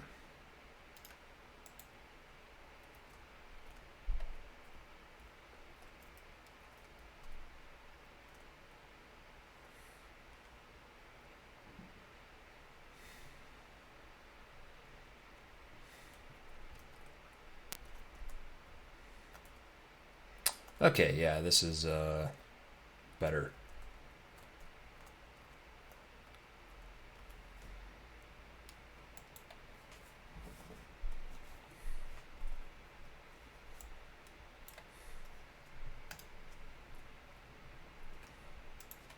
Let me see. There was a come on. There's a statue for like some lion.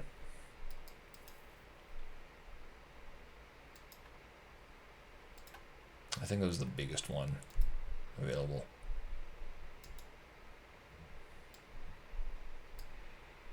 Arcturus stairs lions. Oh, that might be good for this building.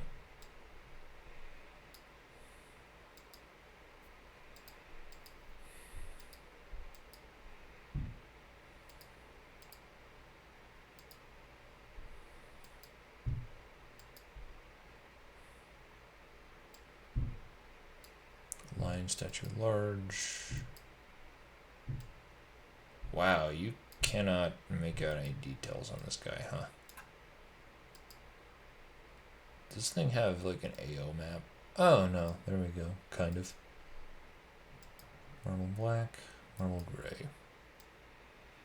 Not terribly well defined.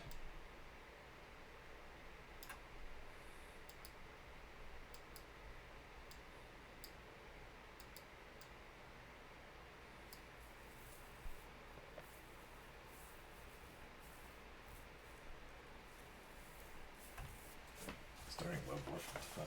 I don't know.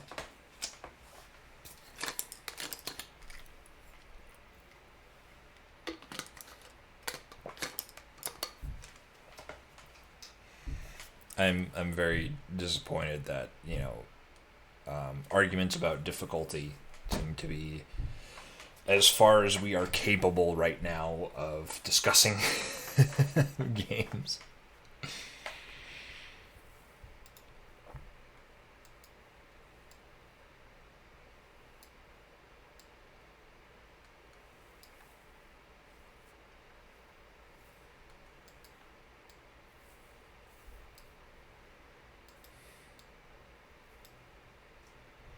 Statue. No, statuette. That won't do.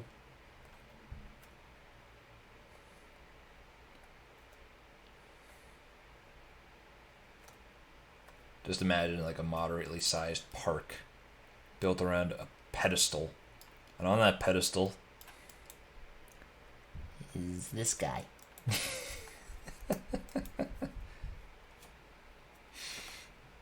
No, that simply will not do.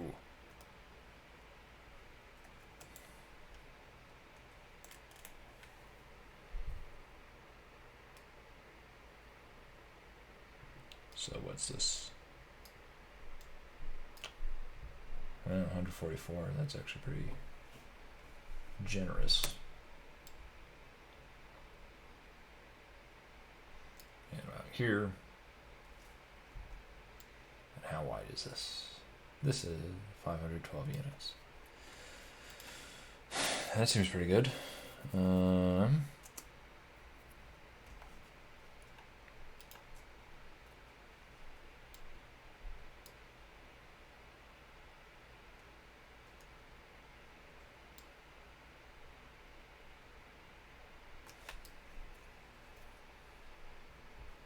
Much agreed.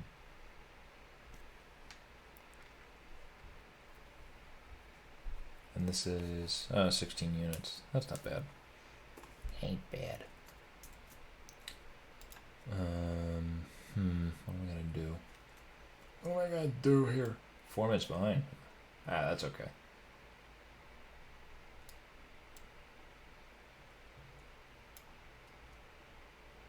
I ain't going anywhere for a while.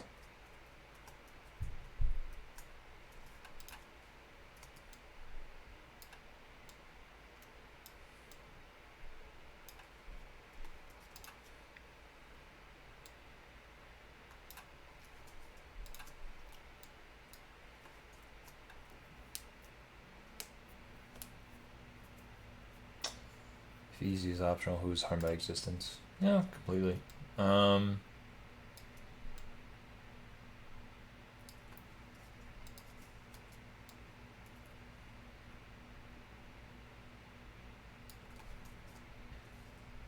No, it's just like, to me, this seems to be like a particular, I guess for lack of a better term, fetish for games discourse.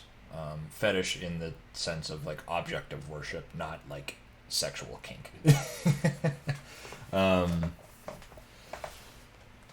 But yeah, oh, it's 40 square. Let's be a little more oblong.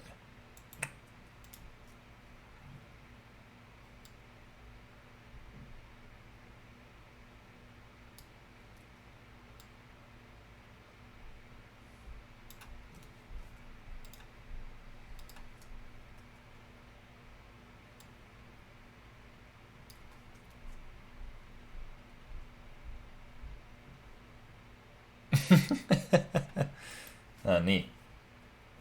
I didn't know your wife was watching. Didn't know you had a wife.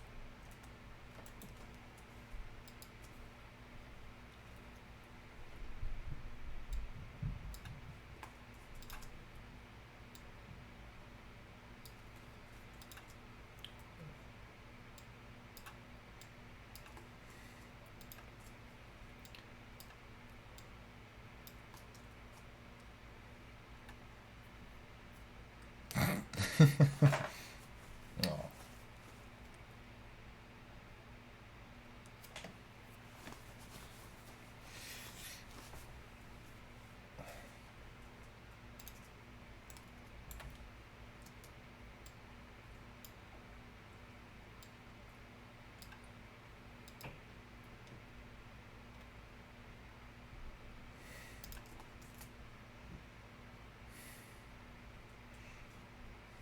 Yeah, I would ask about that too.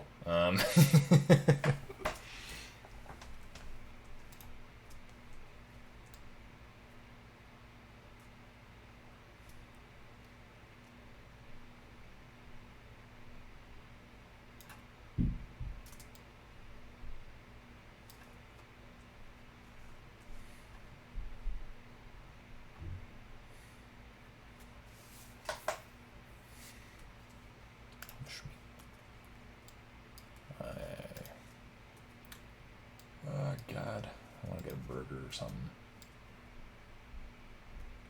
I have burger cravings.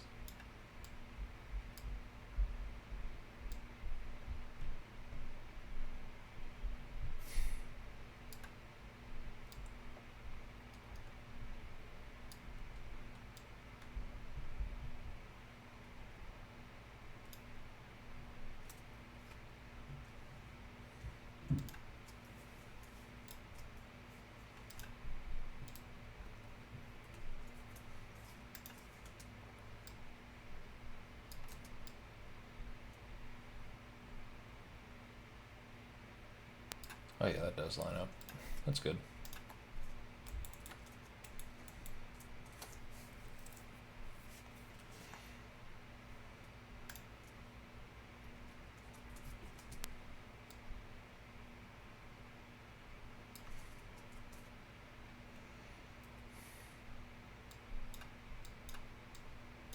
Pull this in a little bit. Just make a tiny pedestal. And then... Oh right, I should actually pick out a statue first. Make sure the proportions are right.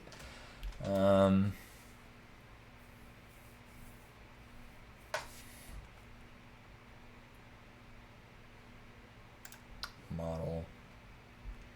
Full, like Abby statue. Oh yeah. Feels pretty good. Maybe make this even narrower. But 2, 3, 4. Ah, there we go.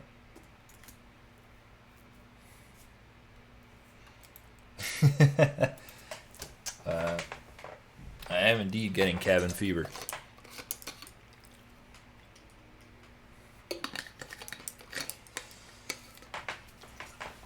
I don't know if any of you guys have ever seen Muppet Treasure Island. It has been years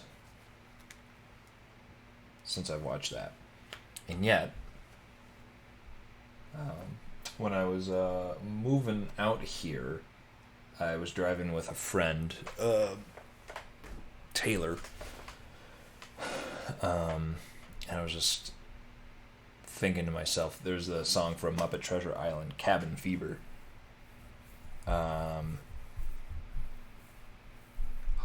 Never mind. Oh, really?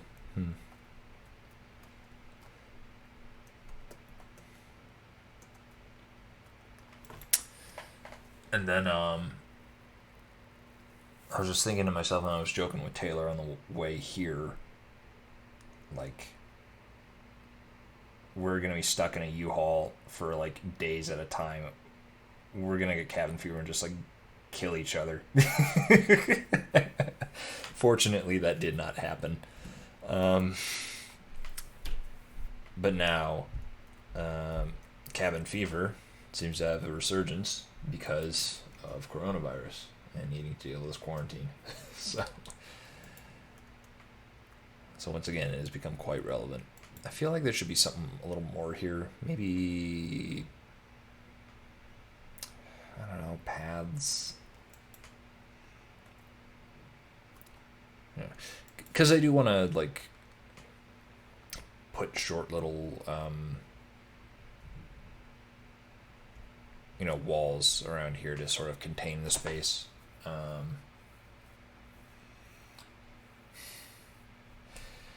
Favorite video game character? Oy.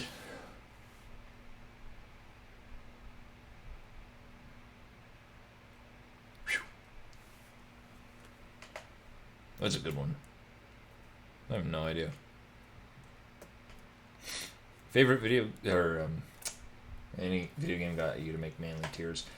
Kingdom Hearts at the end, when I finished it when I was 10 years old, got me to make unmanly tears.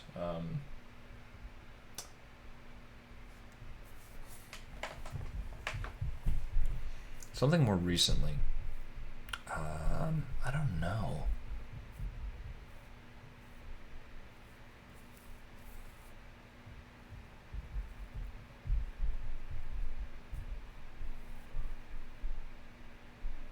Yeah, I don't know.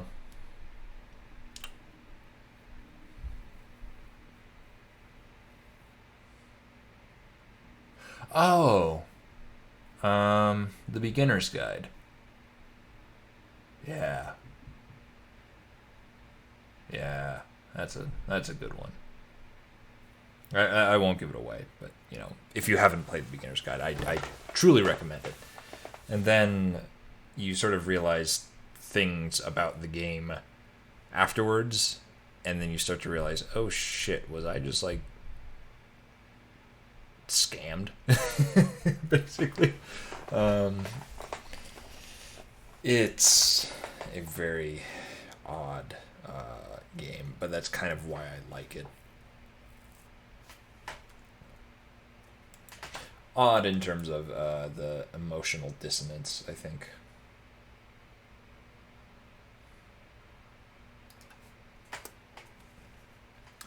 $240. 240 units, I mean, here.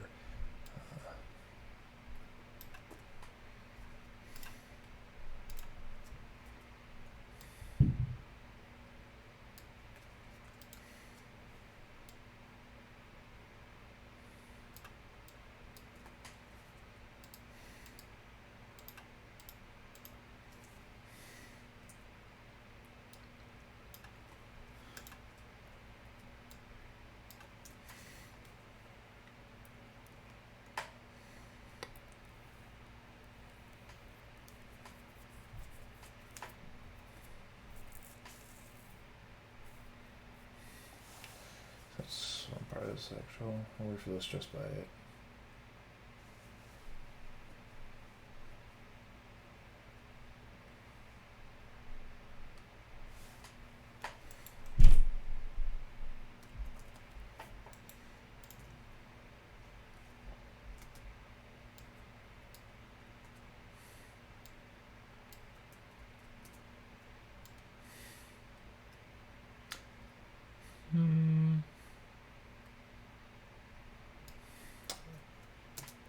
Pathologic 2. I'm gonna keep saying that. Found that's like nothing else like it. Well, yeah, I stand by that, but also,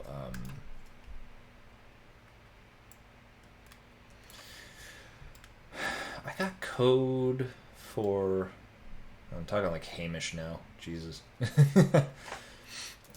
I got a code for a game last year called Ethereal, which was this one developed by these two indie developers from South America. I think they're from Argentina specifically, which was interesting. It was this very abstract puzzle game. And it was really interesting. I didn't quite finish it, and I probably could have given it a lot more press. I mean, then again, I didn't really want to start pimping games out, or start, like advertising things on my platform.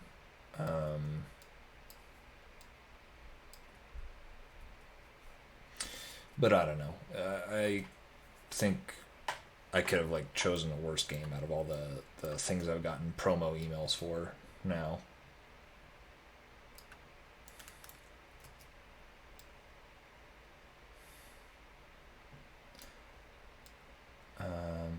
Especially because it was a legit thing, and B, it was actually quite good in terms of a puzzle game.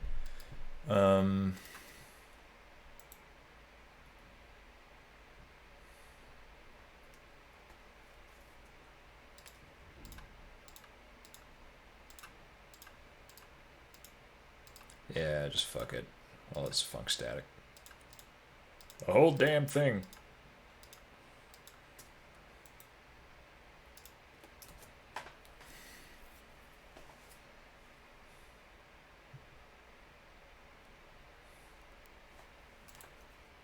Hmm.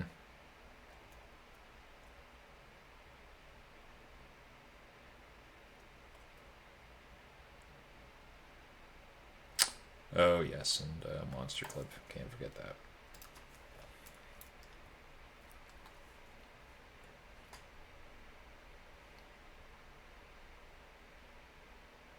Yep.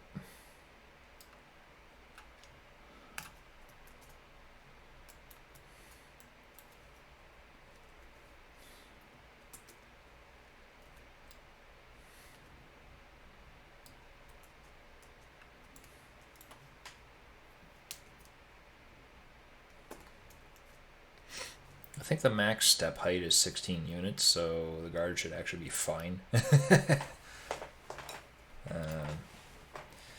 Then again, I'm just being lazy, I think. I shouldn't do that. I shouldn't do that. Did I do that?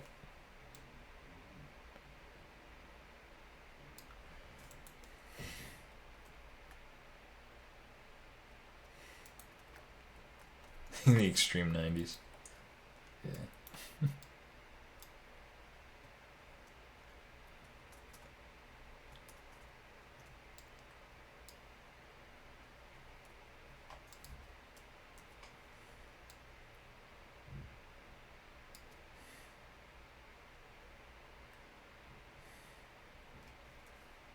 Hey, it happens.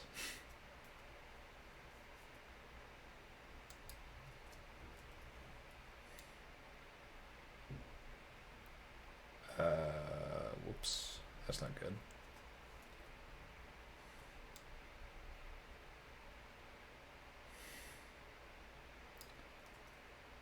We've got cabin fever. Sorry.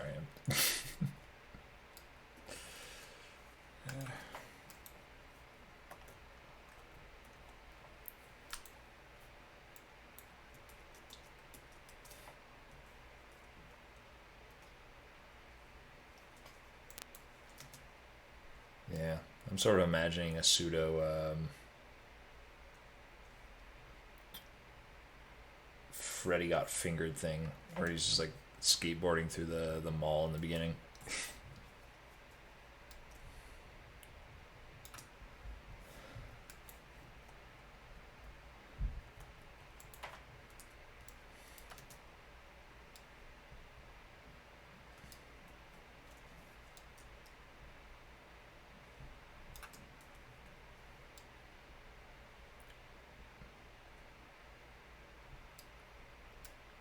Do you think ludonarrative dissonance is the problem? Oh, yeah. Yeah, someone should get on that.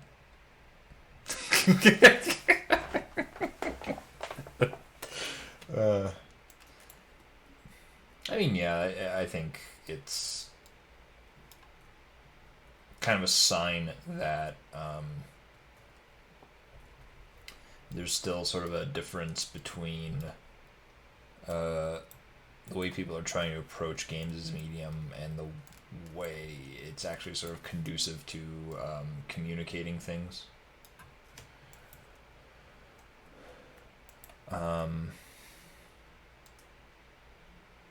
You know, I have had experience with game writers, for instance, and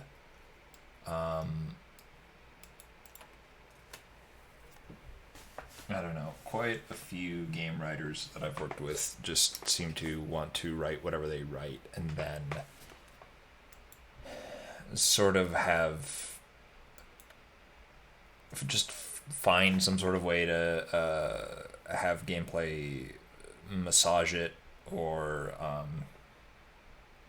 they basically write stuff that is not necessarily contradicting gameplay, but is not really married to it either. You know what I mean? And then conversely, I know a lot of game designers who, and, you know, certainly I'm guilty of this as well, who just say, like, I think this idea is cool and I want to make this cool idea, and then there's zero idea as to how to sort of justify it in the fiction. I mean, to be fair, look at all this shit, you know. Yeah, I don't know. There's something particular, and I gotta be very careful with my words here because I don't want to like insult anyone. There seems to be a very particular idea that game writers have, or there's a very particular impression I get of game writers, especially the way they talk about themselves and their craft on Twitter, where I get the sense that they feel like they are completely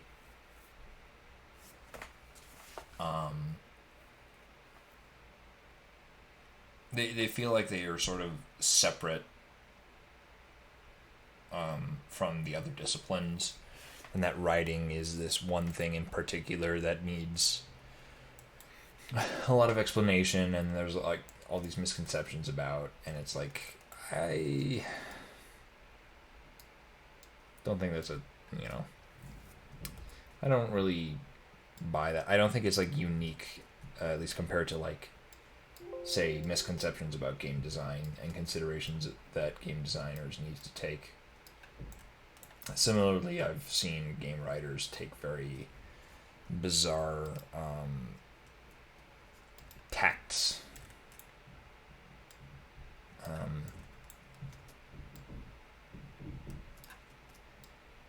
on Twitter, and it's, I don't know. It feels like they don't think of themselves as being integrated into the team, and they feel that they're sort of bespoke from the rest of development. At least that's the impression I get. And to be fair, I think in the past, and even still today, there are a lot of teams that don't really want to incorporate writing into the development process. Because that just sort of complicates things, and it's like not the way that they were used to doing it prior. And so maybe they have reason to feel like they're separate from the team.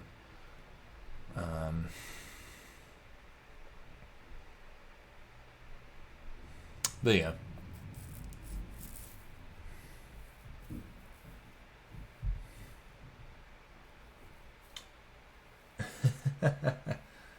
Can we get the button on the statue? Oh yeah. No reward when solved. Do you have a couple of favorite characters if you can't choose one? Oh, sure. No, I couldn't come up with a good answer, I think. I do like Garrett from Thief. I know that's predictable.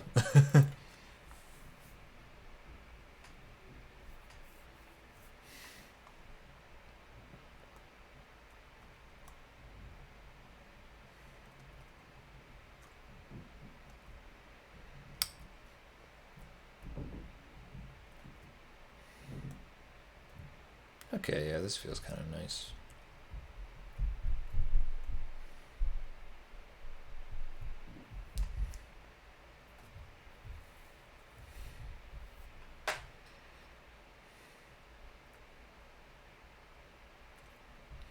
I don't know if there's enough room for like the bushes here and things like that, but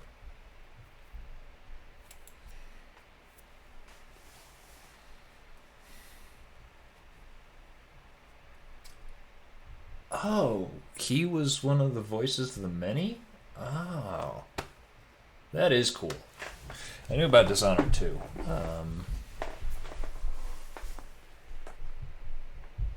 Gosh, favorite characters from games? That's a tough one. And let me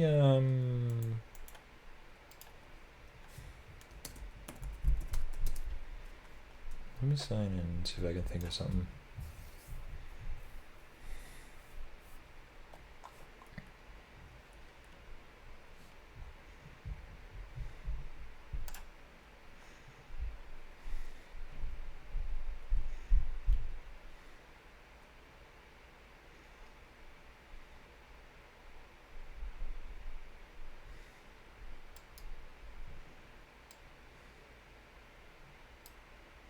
The angry son. That's a good one.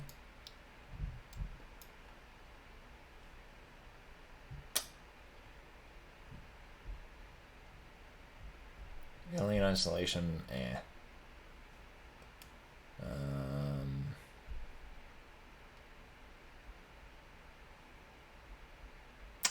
Oh, there's some good characters in Brutal Legend.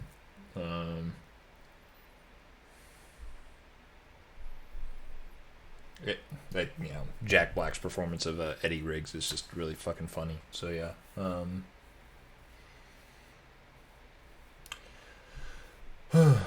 Yeah.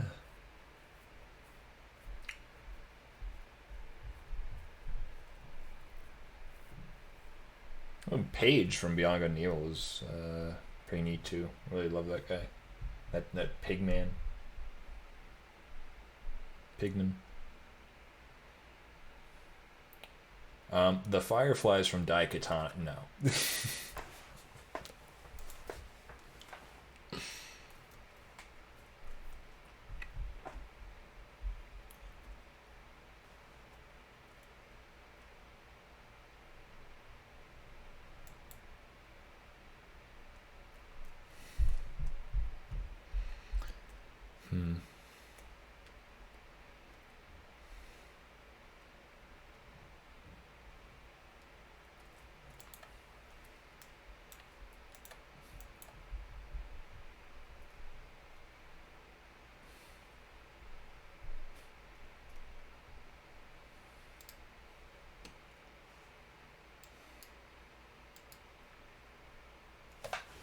Prefontaine's audio logs in SS2.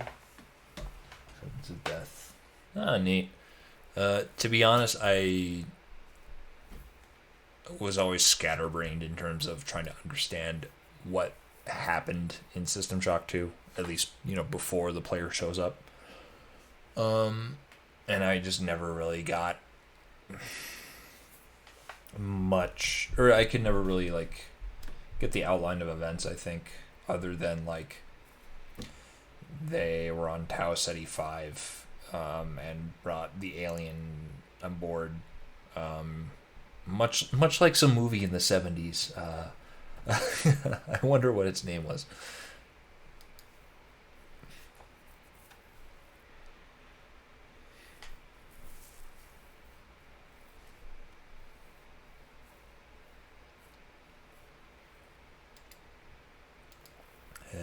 Edge.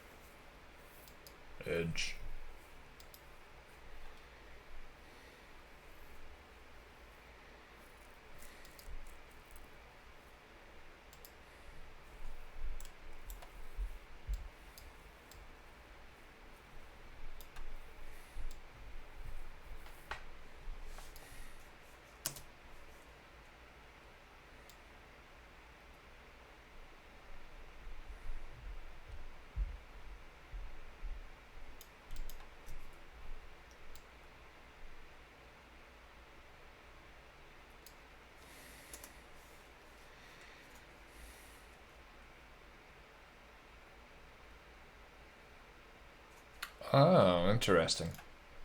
Yeah, that probably would help.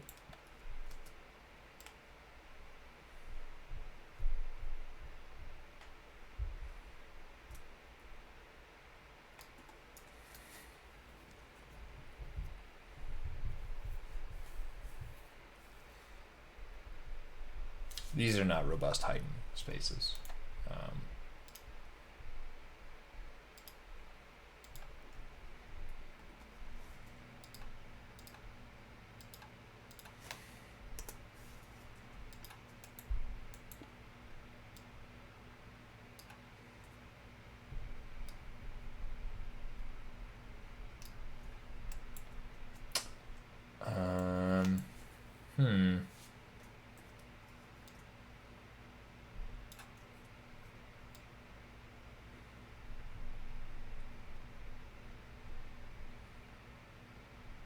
Star Wars. Oh, for growing up. Oy. Imagine playing that game as a kid. Must have messed you up. Sorry, maybe that was a bit too flippant. Actually, I'm trying to think of.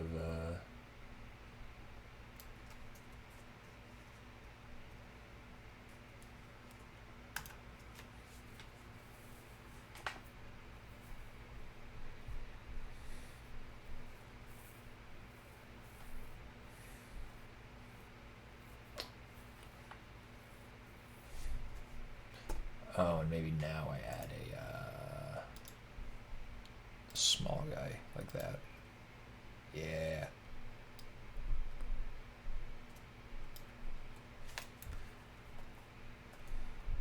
Kinda.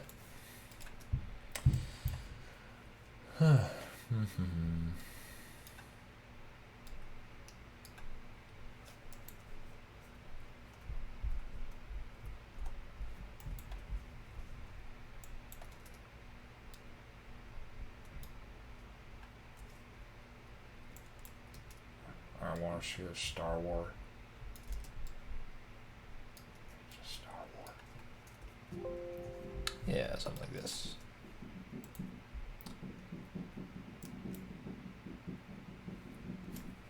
What in the world are they doing up there? My God.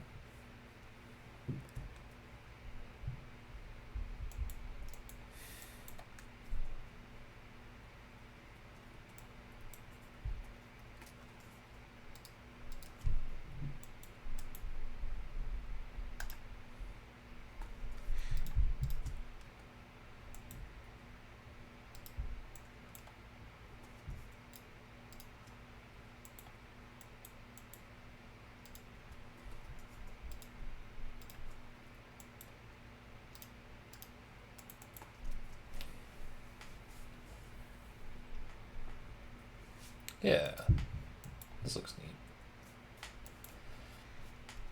Feels kind of arbitrarily shaped. I think anyone who looks at this park is going to think like, oh, he just needed obstacles there to break line of sight.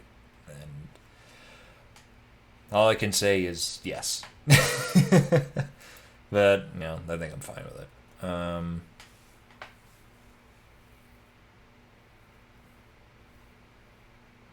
was a crafty bugger. Definitely pretty influential to my tastes. Mm-hmm.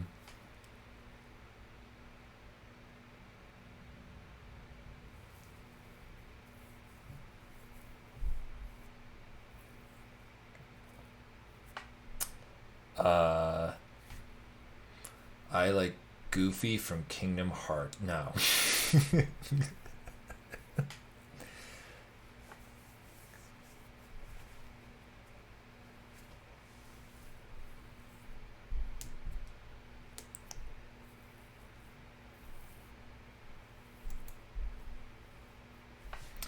Actually, if I have the guard basically come through here instead of along the path, that might be more interesting.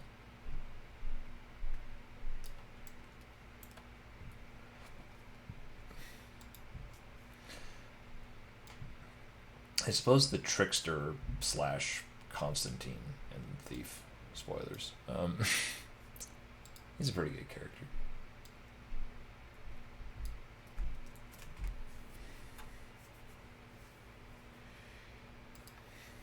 What else? My God.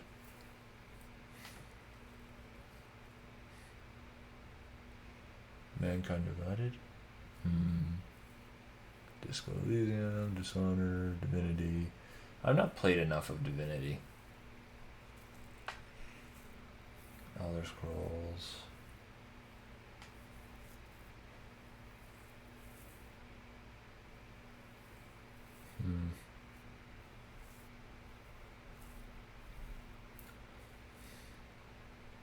I didn't even play this, Jesus. Hawken. Rip Hawken. What is Haunted Memories? I do not remember this.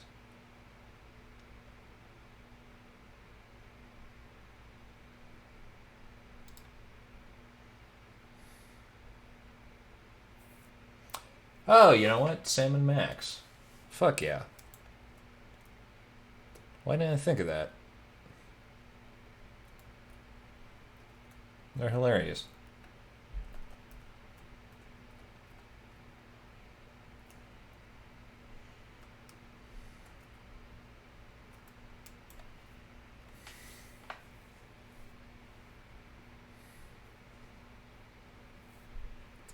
villains. Jeez, asking the tough questions.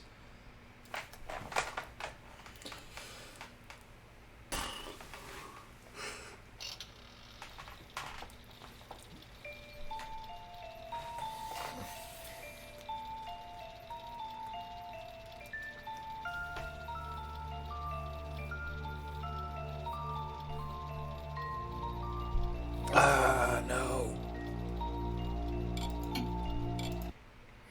It was bound to happen. Barn file.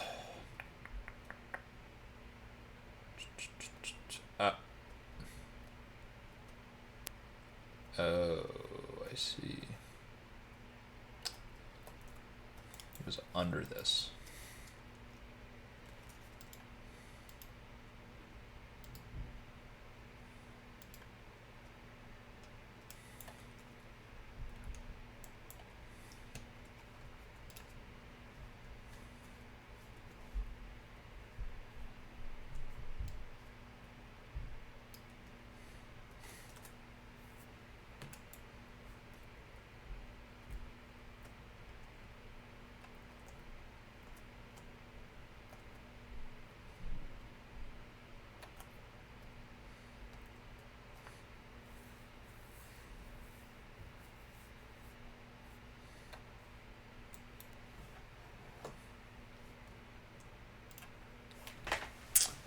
You know, I don't think I can agree with any villains. Well.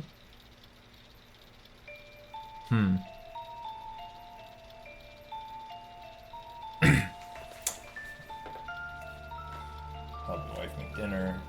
A second. Thanks, you too. I'll be ending in like 10 minutes anyway, so it's not like you're missing a ton.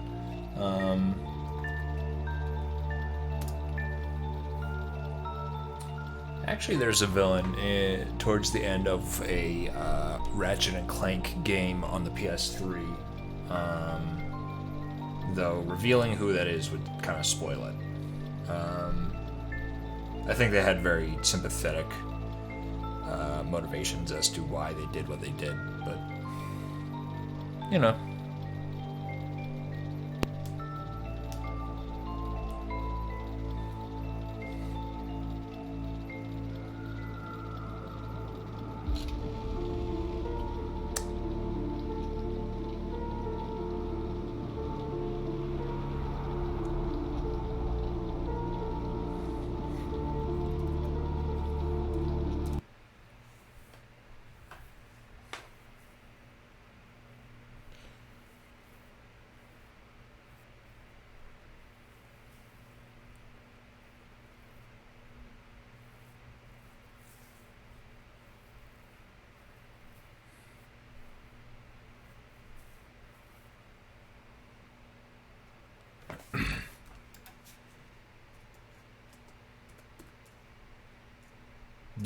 Oh, oh, oh.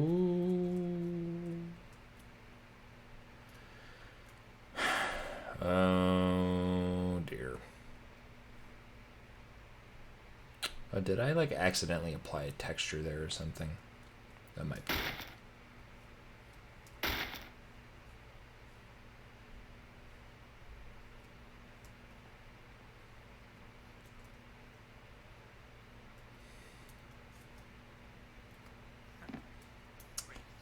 Wow.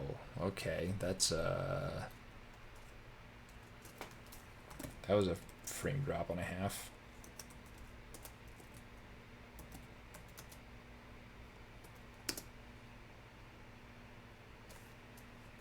Oh, fun enough. Because this is idtech,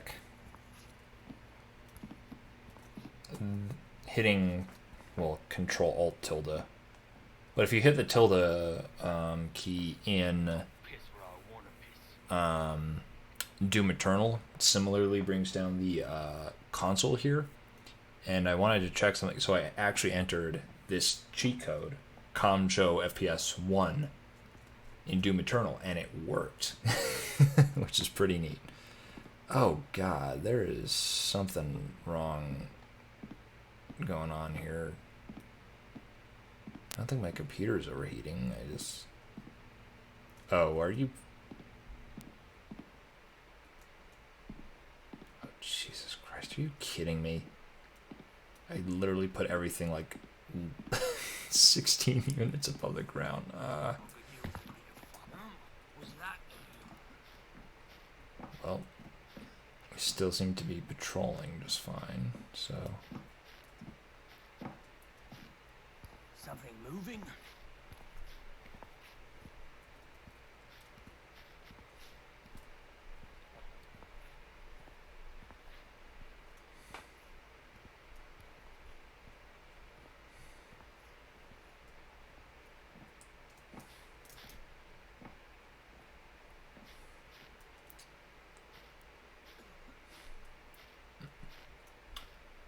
Oh yeah, I have not played any Metal Gear games yet. Feel like I'm missing out on a lot of stuff there. Okay, so first, derp.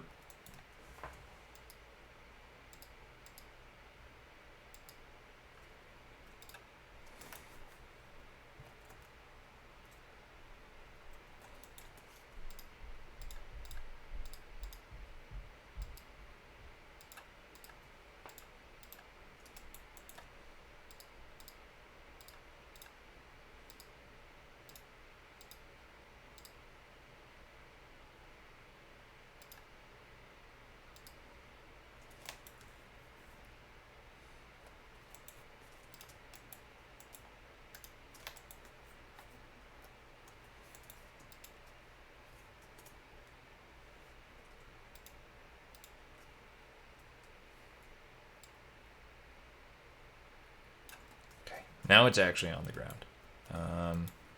Although I need to take care of these hedges as well.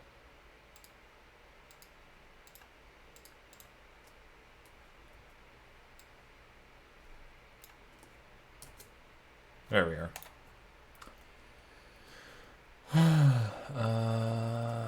Second. Oh. Yeah, I'll do it. I think I still had it selected accidentally when I applied a texture. Not a problem.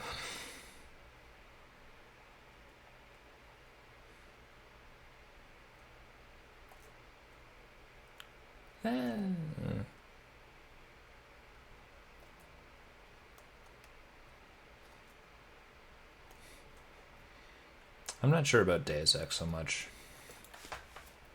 Largely because we still don't have aliens walking around.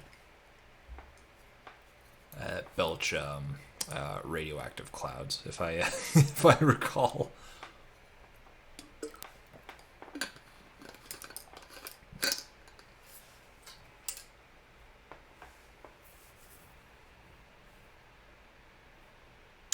Oh yeah, that's the Accursed Farms guy, right? I've watched some of this stuff. It's pretty good. Okay, so I fixed those things. Starting to have huge slowdowns, and I'm a little concerned about that.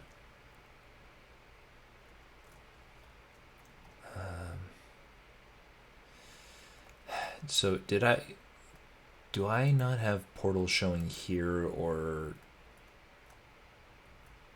no? I got portals. So yeah, this space, for instance, just it's not portalized. It's just rendering all the time, I think, which is probably going to be part of why I'm having these slowdowns now, or maybe my computer is just starting to overheat and do some thermal throttling. Yeah.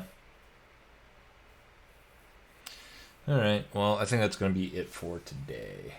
Political stuff. Less focus on Illuminati, more ruthless rich people. Oh, yeah. Yeah, completely. They